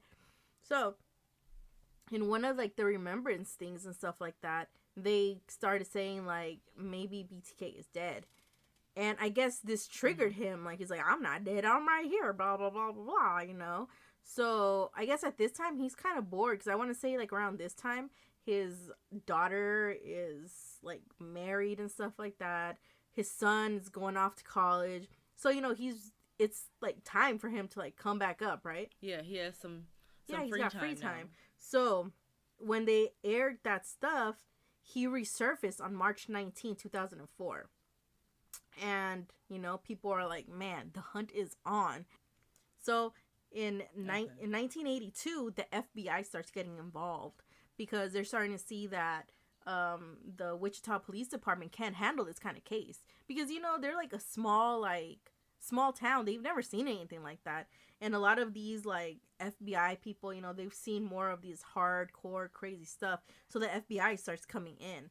And in the summer of 1984 through 1986, they end up getting funding for the Wichita Police Department for them to have a task force just for BTK, and they end up calling that task force Ghostbusters, because I know, but they call him Ghostbusters just because like he's kind of like a ghost, you know what I mean? Like they can't find him and stuff like that. Just like we don't know, like so while Ghostbusters is up and running, they actually start focusing on the letters that he was sending, because around this time he's still communicating with the police, and they end up looking into letters, and these people end up finding the exact Xerox brand and toner and length of paper that he printed out stuff from, and it matched.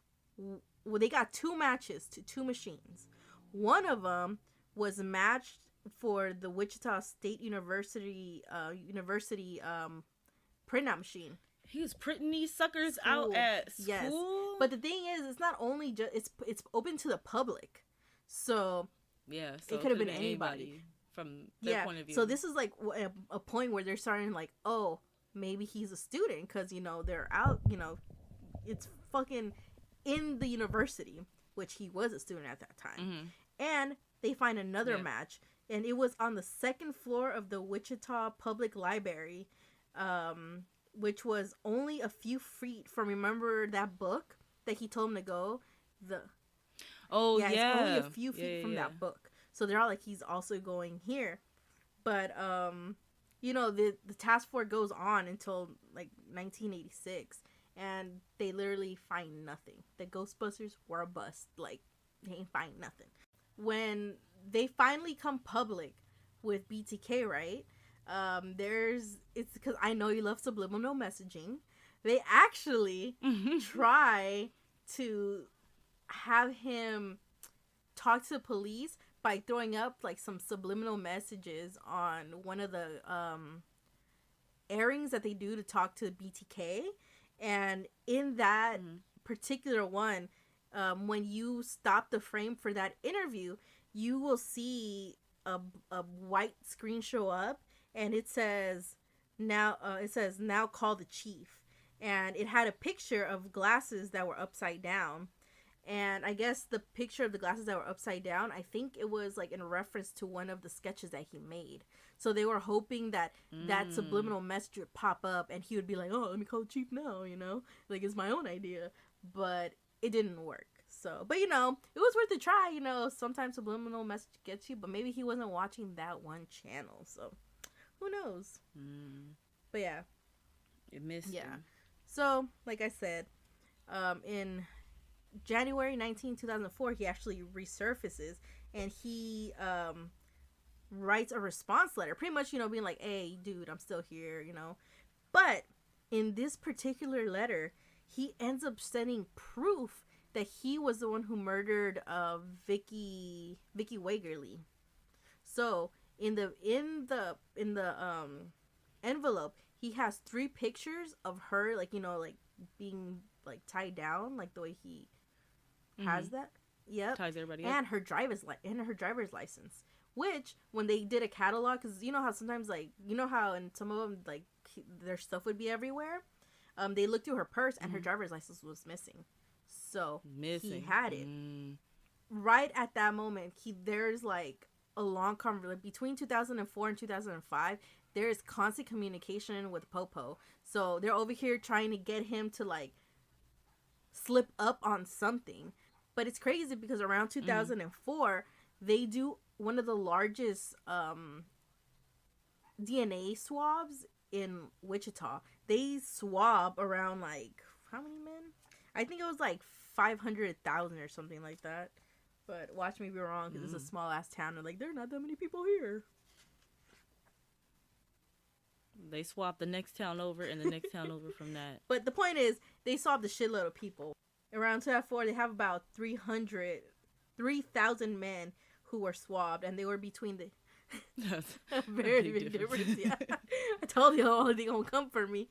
They swabbed about around 3,000 men, and they were all between the ages of 55 and 65 because that's how old he would have been at the time. So they were just going to random dudes' houses, and they'd be like, "Hey, can we get that DNA though?" And if they were like, so you are BTK, and like, nah, just take the shit right now, like, like it's like, it ain't me. Exactly. Let me get the swab. Just go ahead and swab. Take what you need, because it wasn't me. But yeah, so they start doing that. He's just communicating with them, and this dude, tell me why, on January 25th, 2005, he contacts CAC TV. And he's pretty much just like, hey, you guys, be on the lookout for some cereal boxes I'm putting out there. You're going to find one between 69th Street and 77th Street. And you're going to find the other one at this Home Depot parking lot. So, they go. And he said, scavenger hunt, you guys. Yeah. So, CAC calls 911, right? Oh, I can't remember if it was CAC or KSAS. I don't remember. But anyway, he ends up contacting them. The radio station. Radio station or TV station? I think it was a TV station. I'm pretty sure it was a TV station. Okay, TV station. Yeah. So they end up calling the police, and the police are on it. They're like, "All right, let's go down there." So they go and they find the first cereal box on 69th and 77th, and it's a Toasties cereal box.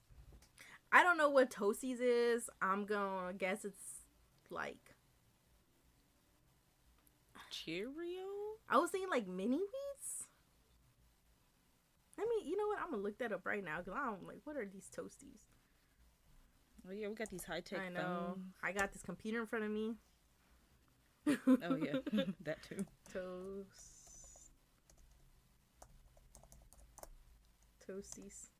Toasties cereal. Oh, here it is.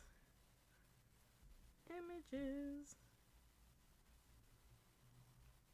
Oh, is it like cornflakes? They're cornflakes. Wow. Boring. Fucking bland like him. But yeah, so I don't know. Listen, this is what I picture in my head. He was over there just fucking eating this bland ass cereal, and he's like, T. What does T remind me of? BTK. Oh man, it is gonna be so hilarious if I send this to the police with the B and the K at the bottom. Like, I don't get it. Like, I bet he thought he was the most hilarious person because he's all like, man, because I'm a serial killer. This is cereal. The T's gonna be big and there's gonna be a B and K. I don't know. But he sat there eating his fucking bland ass cereal and fucking just probably chuckling to himself like, I'm about to leave this box. Mm-hmm. It's a good idea. This is gonna be the funniest thing. The police are gonna have such a good laugh. Like, I don't know. But they find the Toasties box, and they find like 2 pages of a book he's saying he's going to write, and then in there he writes like more stuff on there. He pretty much confesses to like the other 2 murders that like the Miss Hedge one, the ones they hadn't connected. So Miss Davis and Miss Hedge. Yeah, when he messaged them on March 19th in 2004, in that one he confessed to the Vicky Wagerly ones. But dude, imagine that. Like, when did she pass? She passed in 1986. It took all the way to 2000. It took all the way to 2004 for people to actually believe that the husband had nothing to do with almost a decade. This whole time. Of people being suspicious of him. The whole time people like talking behind his back, being like, hey, that's the dude who killed his wife, blah, blah. But it took that long for them to realize that it wasn't him.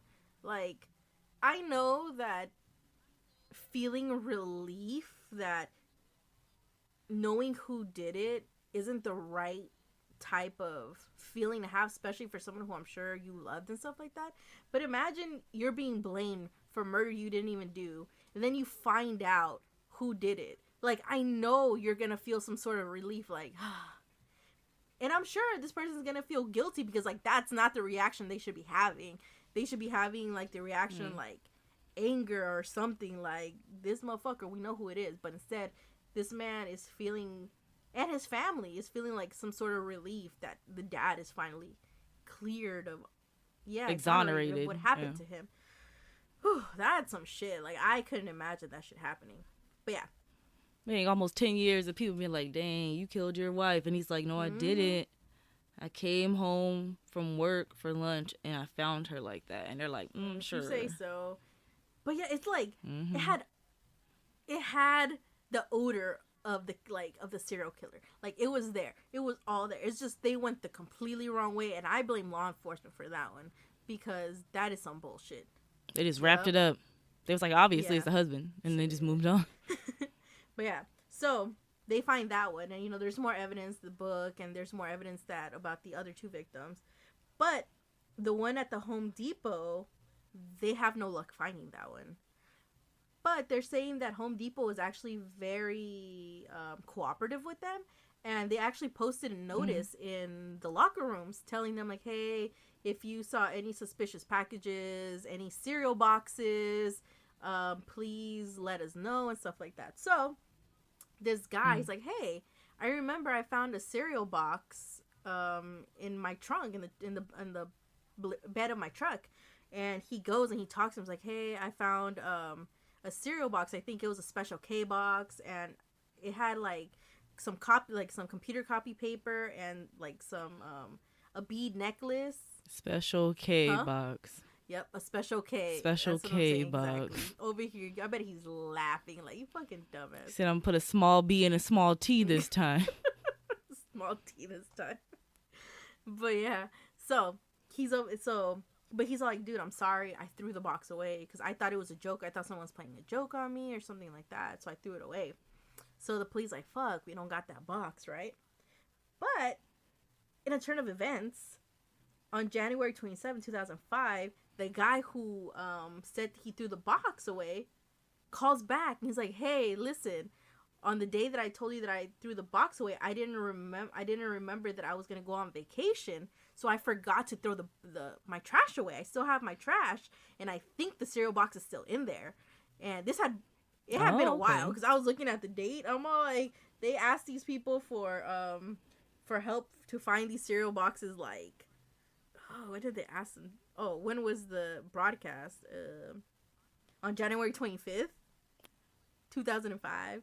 On January 25th, they're all like, help us out. And I'm sure they probably knew like around February, like maybe like 2nd or 3rd or something like that. And now it is fucking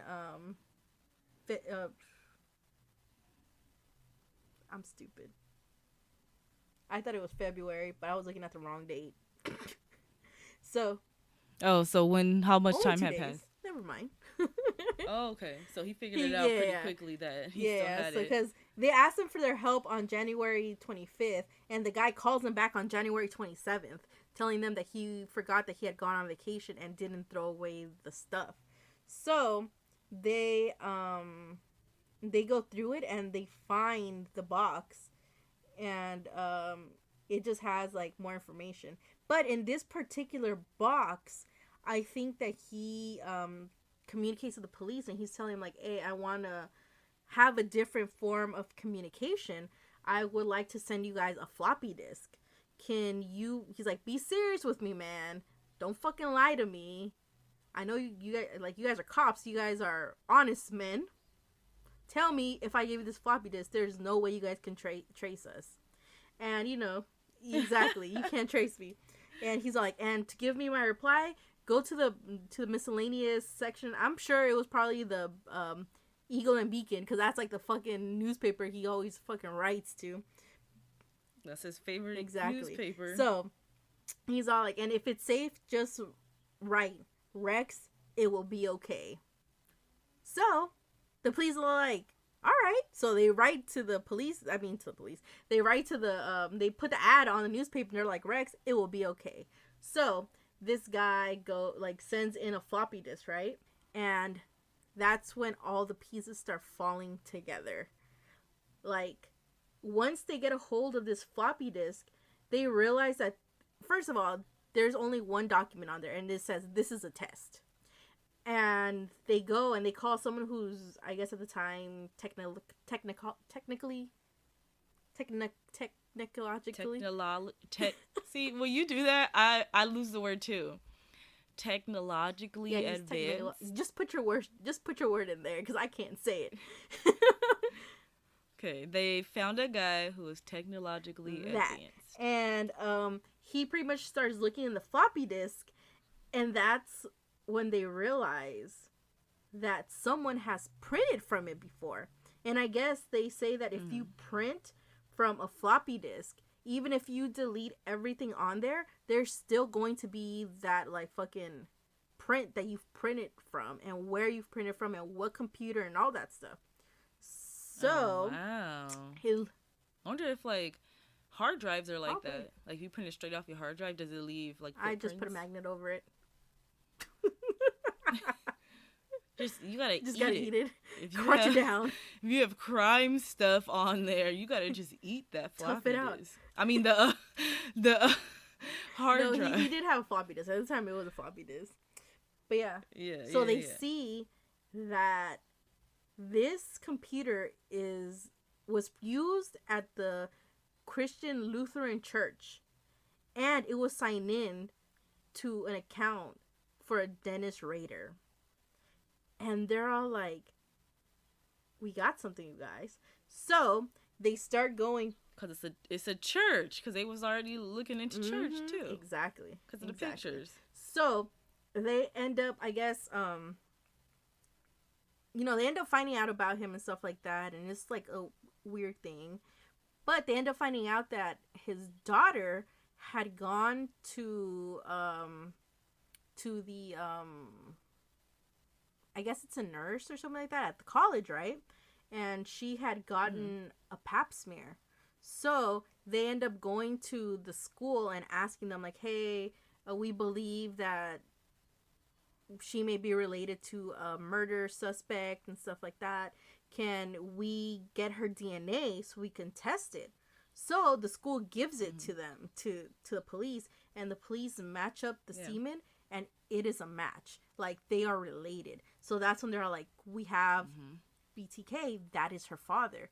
But I guess when the news came out about, like, the whole pap smear test and stuff like that, they had written it as if she gave it to them. So for a long time, people thought that she turned in her dad. But it wasn't that. What happened was she had no idea. So she just went and they got permission from school, and that's how they got it. She never agreed to give it to the police. Gave permission. The police never talked to her about her father being a suspect. Nothing at that time. So they got a match. So that's when they were able to find him, and they started putting all the pieces together. And on February 25th, 2005, at around 12:15 p.m., Dennis Rader is handcuffed and put in that squad car and taken in for the murders of these 10 people. He was 59 years old at the time. 59. And, they start going through, like, the whole investigation thing. And he doesn't even try to deny it. He just goes straight to, like, you got me. And it's funny because this whole time he's mad because he knew that it was a floppy disk. He's like, I know it's that goddamn floppy disk.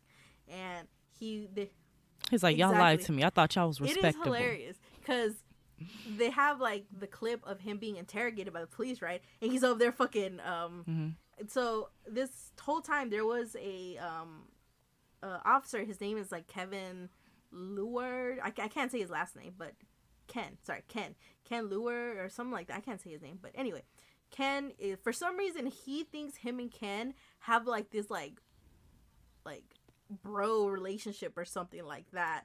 So he's all like, why'd you lie to me, man? Why'd you lie to me? And he's all he's like, we're supposed to be friends. He's like, police are supposed to be honest people. So he's over there and he's pointing at the floppy disk like just pointing hard at it. He's all like, why'd you lie to me? Why'd you lie to me? And they're like, because we wanted to catch you. And he was like, It's because you're murdering people. We can't just... But yeah, he ends up... look the other way. Yeah. He's over here. He's all like, I don't know. I think he thought that they like, I guess kind of like, I'm giving you guys work, I guess. I don't know, but he just thought that they had like a special relationship and stuff like that. Or it was a game. They were just friends kicking it. Yeah, that's what he thought. But so yeah, he ends up getting caught, and there's the whole testimony online if you want to watch it, but it's crazy. Like the way he talks about everything. Like, I don't know. I guess people get mad when they watch it and stuff like that, and they're all like, they get mad because he talks about it so matter of factly. But it's like, I don't know what people expect. Like, I'm sure a fucking, I don't think it's is it a sociopath? Or, yeah, like a sociopath or something like that. Like, he doesn't find what he did was wrong. And it's crazy because there's, how I was telling you that they were posting some of the stuff on the newspaper, right? Like the letters and stuff like that. There's actually a point where his wife goes behind him and starts reading the paper, and she's like, "Oh, that's funny. The serial killer misspells that word just like you do." And he looks at her, and he's all like, "I really thought I was gonna have to kill my wife." He's like, "I thought I was gonna have to offer." Oh, yeah. Wow! But luckily, like, it never clicked on her. Like, no one ever thought that he was. Luckily, she didn't say that again. Exactly. So he eventually gets sentenced to 10 consecutive life sentences with a minimum 175 years. And right now he's serving his time at El Dorado Correctional Facility. But you want to hear a not so fun fact? This whole time he writes a letter, right? And he starts saying that he's ready for the 11th victim. And he's all like, I have to prep myself because I'm not as young as I used to be. Like, I have to train myself for it. So he had an 11th victim planned out, and like lined up. He probably already had been stalking the person. He actually worked with her. Her name is Mary Wow. Capps. Mary Capps worked with Dennis Rader for the Park City Compliance Office, and him and her did not get along. I think she was like his secretary or something like that. But like, he was just one of like the worst people. Like, he like micromanaged everything, like would always get mad at her for no reason and stuff like that. She probably would tell him, like, look, you don't talk to me like that. I can do my own job. And he probably didn't like that. So, or he liked it too much, and that's why he was like, oh, she got to go. maybe. Because like I said, I think he wanted to be the submissive. Maybe. Like, That's why he kept doing it. He wasn't getting the sexual gratification that he wanted. But he was just getting something. Maybe he wanted, like, he was one of those people who wanted to flip-flop. Sometimes he wanted to be the dom. Sometimes he wanted to be the sub. Like, I don't know. Like, he's a very confusing person. Like, I just don't get it. And I don't think I ever will get it. Yeah. But she did say that one time she was afraid for her life at work. She said that he had asked her to find a file, and she was looking for it, but I guess she wasn't working fast enough for him. So he goes into the filing office, and he closes the door and he locks it. And she freaks out, and she says that she just looks, and he looks so angry, and she can tell that he was going to do something. So she's all like, unlock that door right now. I want that door open. And he's just like staring at her like he wants to kill her. And she goes to the back of the desk that's there, and they have a phone. So she just starts dialing the intercom. She's like, help me, someone help me. This dude locked me in here, help. And after a while, he just stares at her, and he just unlocks the door and lets her out. And after that, she says that she had been filing complaint after complaint against him. But these people were all like, nah, he's a nice guy. Like, he's a fucking Boy Scouts leader.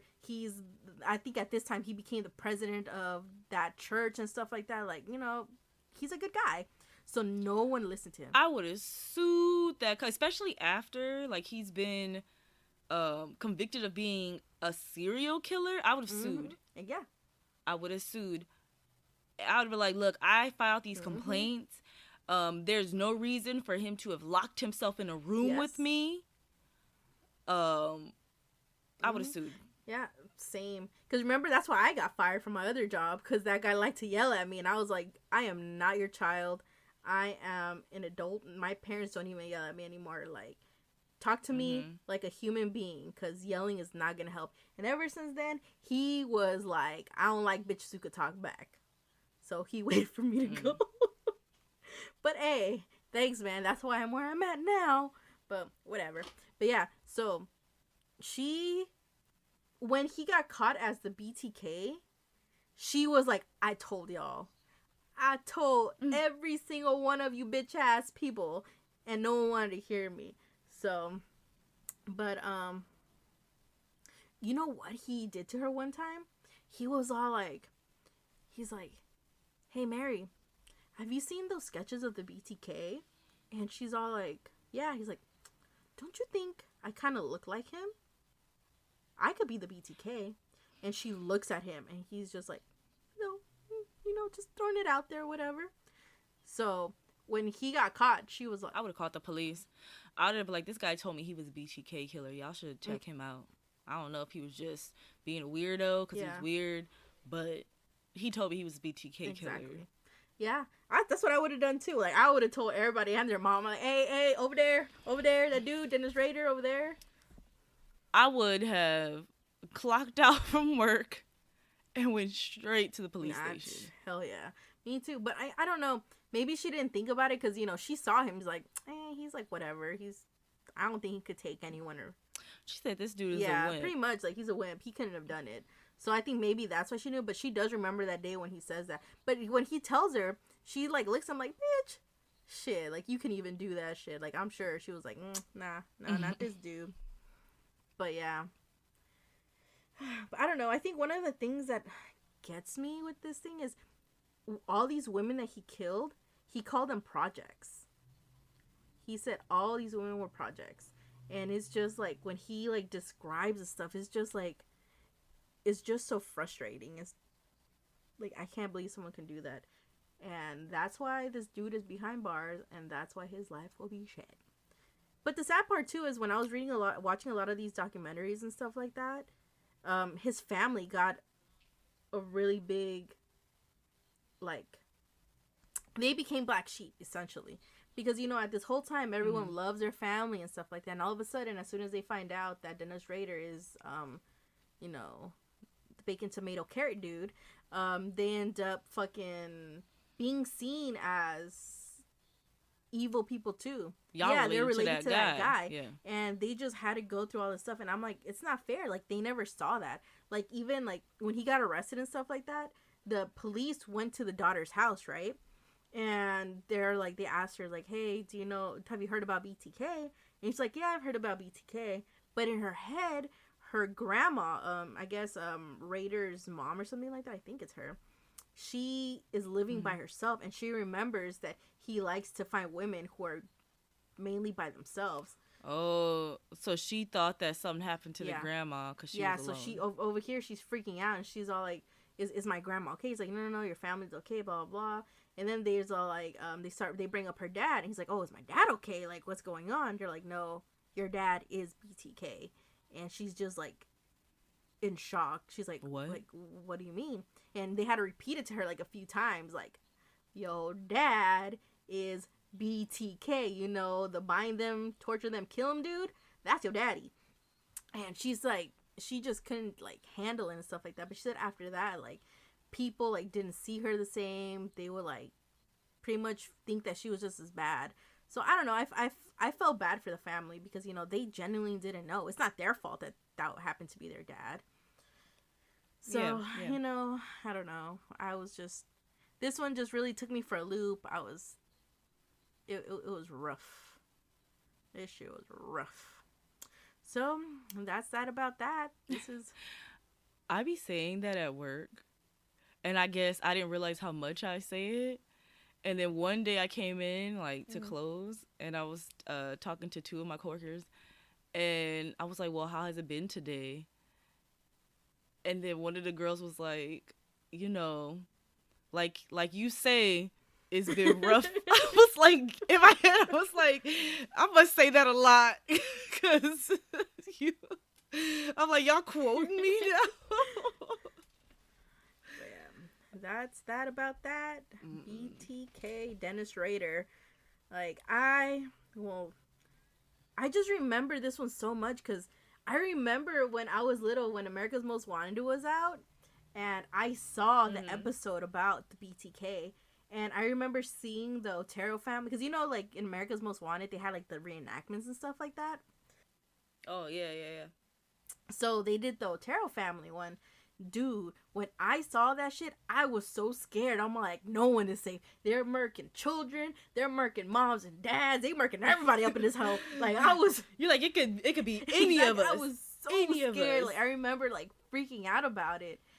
And it's just, like, I just remember this one so bad. Like, if anyone's from Wichita or lived through this period of time, like, let me know about your experiences. Let me know how it was around that time, because that's really interesting to me. Like, it's just, like, I can't imagine living in Wichita at that time. Like, girl, like, I think I would just be at home all day, every day, just checking closets every, like, 15, 20 minutes.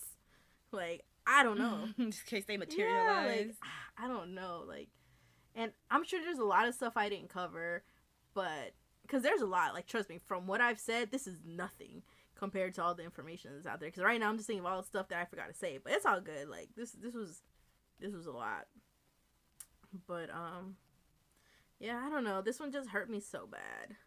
I think I'm gonna light a candle for all the victims, because it was rough. This one was rough. This one, and I don't know, I just hope all the families who survived and stuff like that, like, at least now they have, like, closure. They know who it was. They know the dudes behind bars. It sucks that they didn't have the death penalty back then, but at least he's in jail and he can never get out. The thing that sucks, though, is that he's, like, in a maximum security place, like, where he's pretty much by himself, because all the inmates know him as the kid killer. So if he's ever out in just the general public, oh yeah, he ain't gonna make it. He gonna get it, but he needs to get it. That's my thing. Like, he should be getting it. Like, find him tied up in the cell. There's a special place in hell for him where he is going to live what they went through, because I'm sure he could not have dealt with what happened if it was him who that was happening to, who he knew was gonna die. So I hope he gets that for his whole life after he's dead. Oh, you know what I read somewhere? I read that he had plans for the women he killed, like, for the afterlife, like an afterlife plan. He was saying that he was going to have one of them become, like, his wife, and then another one was going to be his bondage. Oh, one of them was going to be his mistress, and the other one was going to be, like, his bondage slave or something like that. Wait, so he thought he was gonna be able to keep them in the afterlife? I think so, and I'm like, no, that's not how it works. That's not how it works, guy. Like, I don't think in any religion that's how it works. Yeah, no, like, dude, like, especially, like, you, like, whatever church you went to, I'm sure you know you going to hell, and those innocent people are not gonna go with you. You is about to fucking get BTK'd with probably some dude, and you ain't gonna have a good time. Oh, it's funny, because in one of the things they ask him, like, if anything happened to him as a child, if he was, like, molested, he's like, oh, homosexuality? He's like, no, but that would be more entertaining, wouldn't it? And I'm all like, the fuck's wrong with you, dude? Like, no, like, but yeah. He's like, oh, dang, I wish I had a backstory. Would have been more interesting, huh? For my novel, because in a lot of these, like, stuff that he was sending, like, chapters of this book he was gonna write and stuff like that. But, like, dude, you can't even spell. Imagine if he would have gotten time to write it, and then it would, like, came out, and then he has, like, or, like, he self-publishes and he includes pictures from the crime scenes. Oh my god. From his personal files, because, you know, he probably was planning. That's why he was taking pictures. He's like, oh yeah, I gotta get pictures for my book. Oh, I don't know. Well, those things were there to satisfy him for times where he couldn't kill. Like, that's pretty much how he would get his rocks off, for, you know, his little Sparky. So, I don't know. Well, the one thing I am glad is that he confessed to everything. At least he didn't try to beat around the bush to it. He's all like, yeah, it was me. It's funny because you know how I told you that was that one detective that he was watching and stuff like that? When he got arrested, he was all like, hello. Like, he called him by name. He's like, hello, detective. And he said his name. And that's when he was like, yeah, like, he knew. At that moment, he's like, he knew. But, yeah. I don't know. He's just something else. But alright. That's that about that. Dennis Rader. What are your thoughts here? You know, I mean, serial killers are serial killers. It's tough subject matter, no matter who's doing it, because they're real life victims, you know. All right, well, let's get on with the show and let's do tarot. Nope, sorry. I keep calling it tarot. Let's do oracle cards. All right. Let me try to shuffle again. I'm bad at shuffling, so. All right. We get what we get. I don't know. I have taken the last, like, 2 cards that we pulled. I didn't take pictures of them, but I took them out the deck and left them with their pages. Okay. So we won't get a weird repeat like the other time. All right. So we have number 21, The Right Way. Learning to create what you desire. So, let me flip through the book. So it says, wanting to get through to the other side of a situation, a desire to walk through a gateway or a life transition, to become an insider rather than remaining on the periphery, wanting to have an impact, to be included, to be a part of the activities, and have an influence on the world, a willingness to learn step by step. That's cool. I don't know. I don't know. I think this is just kind of shadowing the fact that everyone's over this quarantine, and it's like people are already going back out. Because I feel like over here in this area, people were taking it seriously. And yeah, people are still wearing masks and stuff. But it's getting to the point where people are like going back to the beach, hanging out with friends. They're slowly starting to open stuff back up. So I guess people are like, all right, this quarantine got to wrap it up before summer. I don't know. I guess just from where I work and stuff like that, it's a little scary. I went from going to a place where there was no COVID to all of a sudden there being 3 cases and stuff like that. So it's just like, I just wish people could stay home, but at the same time, it's like, that's really not the answer for anything. And I can see how people are getting frustrated. Like, I get frustrated. Well, who the fuck am I lying to? Like, I don't go nowhere. But I can see how people who are used to, like, going out all the time, how they're getting frustrated. Like, even me, even though I don't go out, at least it's nice every once in a while if I did choose to want to go out. To have the option. To have the option to go out, which is always nice. But, like, there's literally nothing, and it's just, like, we should open stuff up. But I really want things to be safer. Like, I want all these companies to, like, not think about the profits, think about the people, do everything they can. Because just today, Christina went to Walmart, and she said there was no social distancing. Everyone was just going through it, like, right next to everyone. No one was listening to, like, the marks on the floor when they were shopping and stuff like that. And she, you know, she is sensitive to the stuff that's happening. Like, you know, she is a high risk. So it's, like, it's scary for her. She got home and she was literally like, I had an anxiety attack because it's all like, I don't, like, these people don't know me. I don't know them. I don't know what they're doing. She's like, people didn't have masks. People who did have masks had them, like, down to their cheek and stuff like that. And it's just like, let's do this, but let's be safe. Let's hold the companies accountable, have them doing it safely, but also keep people accountable too. Like, we need to look out for each other. Like, we're not going to make it out of this by being selfish. No, we need to look out for each other and make sure that we're doing our best to keep everyone else safe so they can keep us safe too. But, you know. Yeah, all they have to do is just keep space. Like, okay, cool, you want to go kick it at Walmart, do you? Even if you don't have a mask on, you should at least keep the distance. I mean, you do need the mask, like, Yeah. but keep the distance. Yeah, but you know. And it's like every company has made it easy. Well, I mean, it's not 6 feet. Like, I was talking about that the other day. Most of the places, even though it says stay 6 feet and like the little signs and stuff, everything is about 3 feet Yeah, I've been noticing that. away. But at least stay the 3 feet. Like, that's not too much to ask. It's really not. But I don't know. People out here being all difficult and stuff like that. But you know, whatever. Whatever. It is what it is. It is what it is. We need to end this on a lighter note. This is a woof. Oh, I read a joke in the book that I'm reading. Joke. And I mean, it made me laugh. At the same time, it's not the most appropriate of jokes. Well, this is an appropriate topic, so.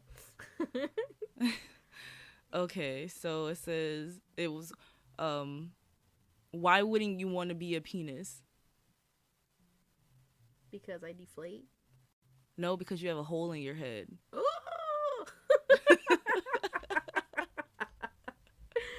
Dang. I was like, wow. And then in the book, the person who said it was like, you don't ever joke. So it was like even funnier because, yeah, it was even funnier because the person who said the joke was like the one who was like unfunny. And because the chapter is like from his point of view, and he's even like, I haven't said a joke and I can't even remember. This other character tells him jokes all the time, but this is the only one that he can remember for some reason. Well, and probably because there's a penis involved, so like, you know. Well, the person who told him, it makes sense that it was a penis involved because he told him. So. Well, all right, guys. Thank you so much for joining us today. I hope you guys like this 2-parter. Let us know if you didn't like it. You would like more 2-part episodes. Yeah, because I don't know. Whenever so we can give you more information. Yeah, I know. It's just whenever I start going on certain topics, like I just keep going, and it's just like I think all this stuff is interesting.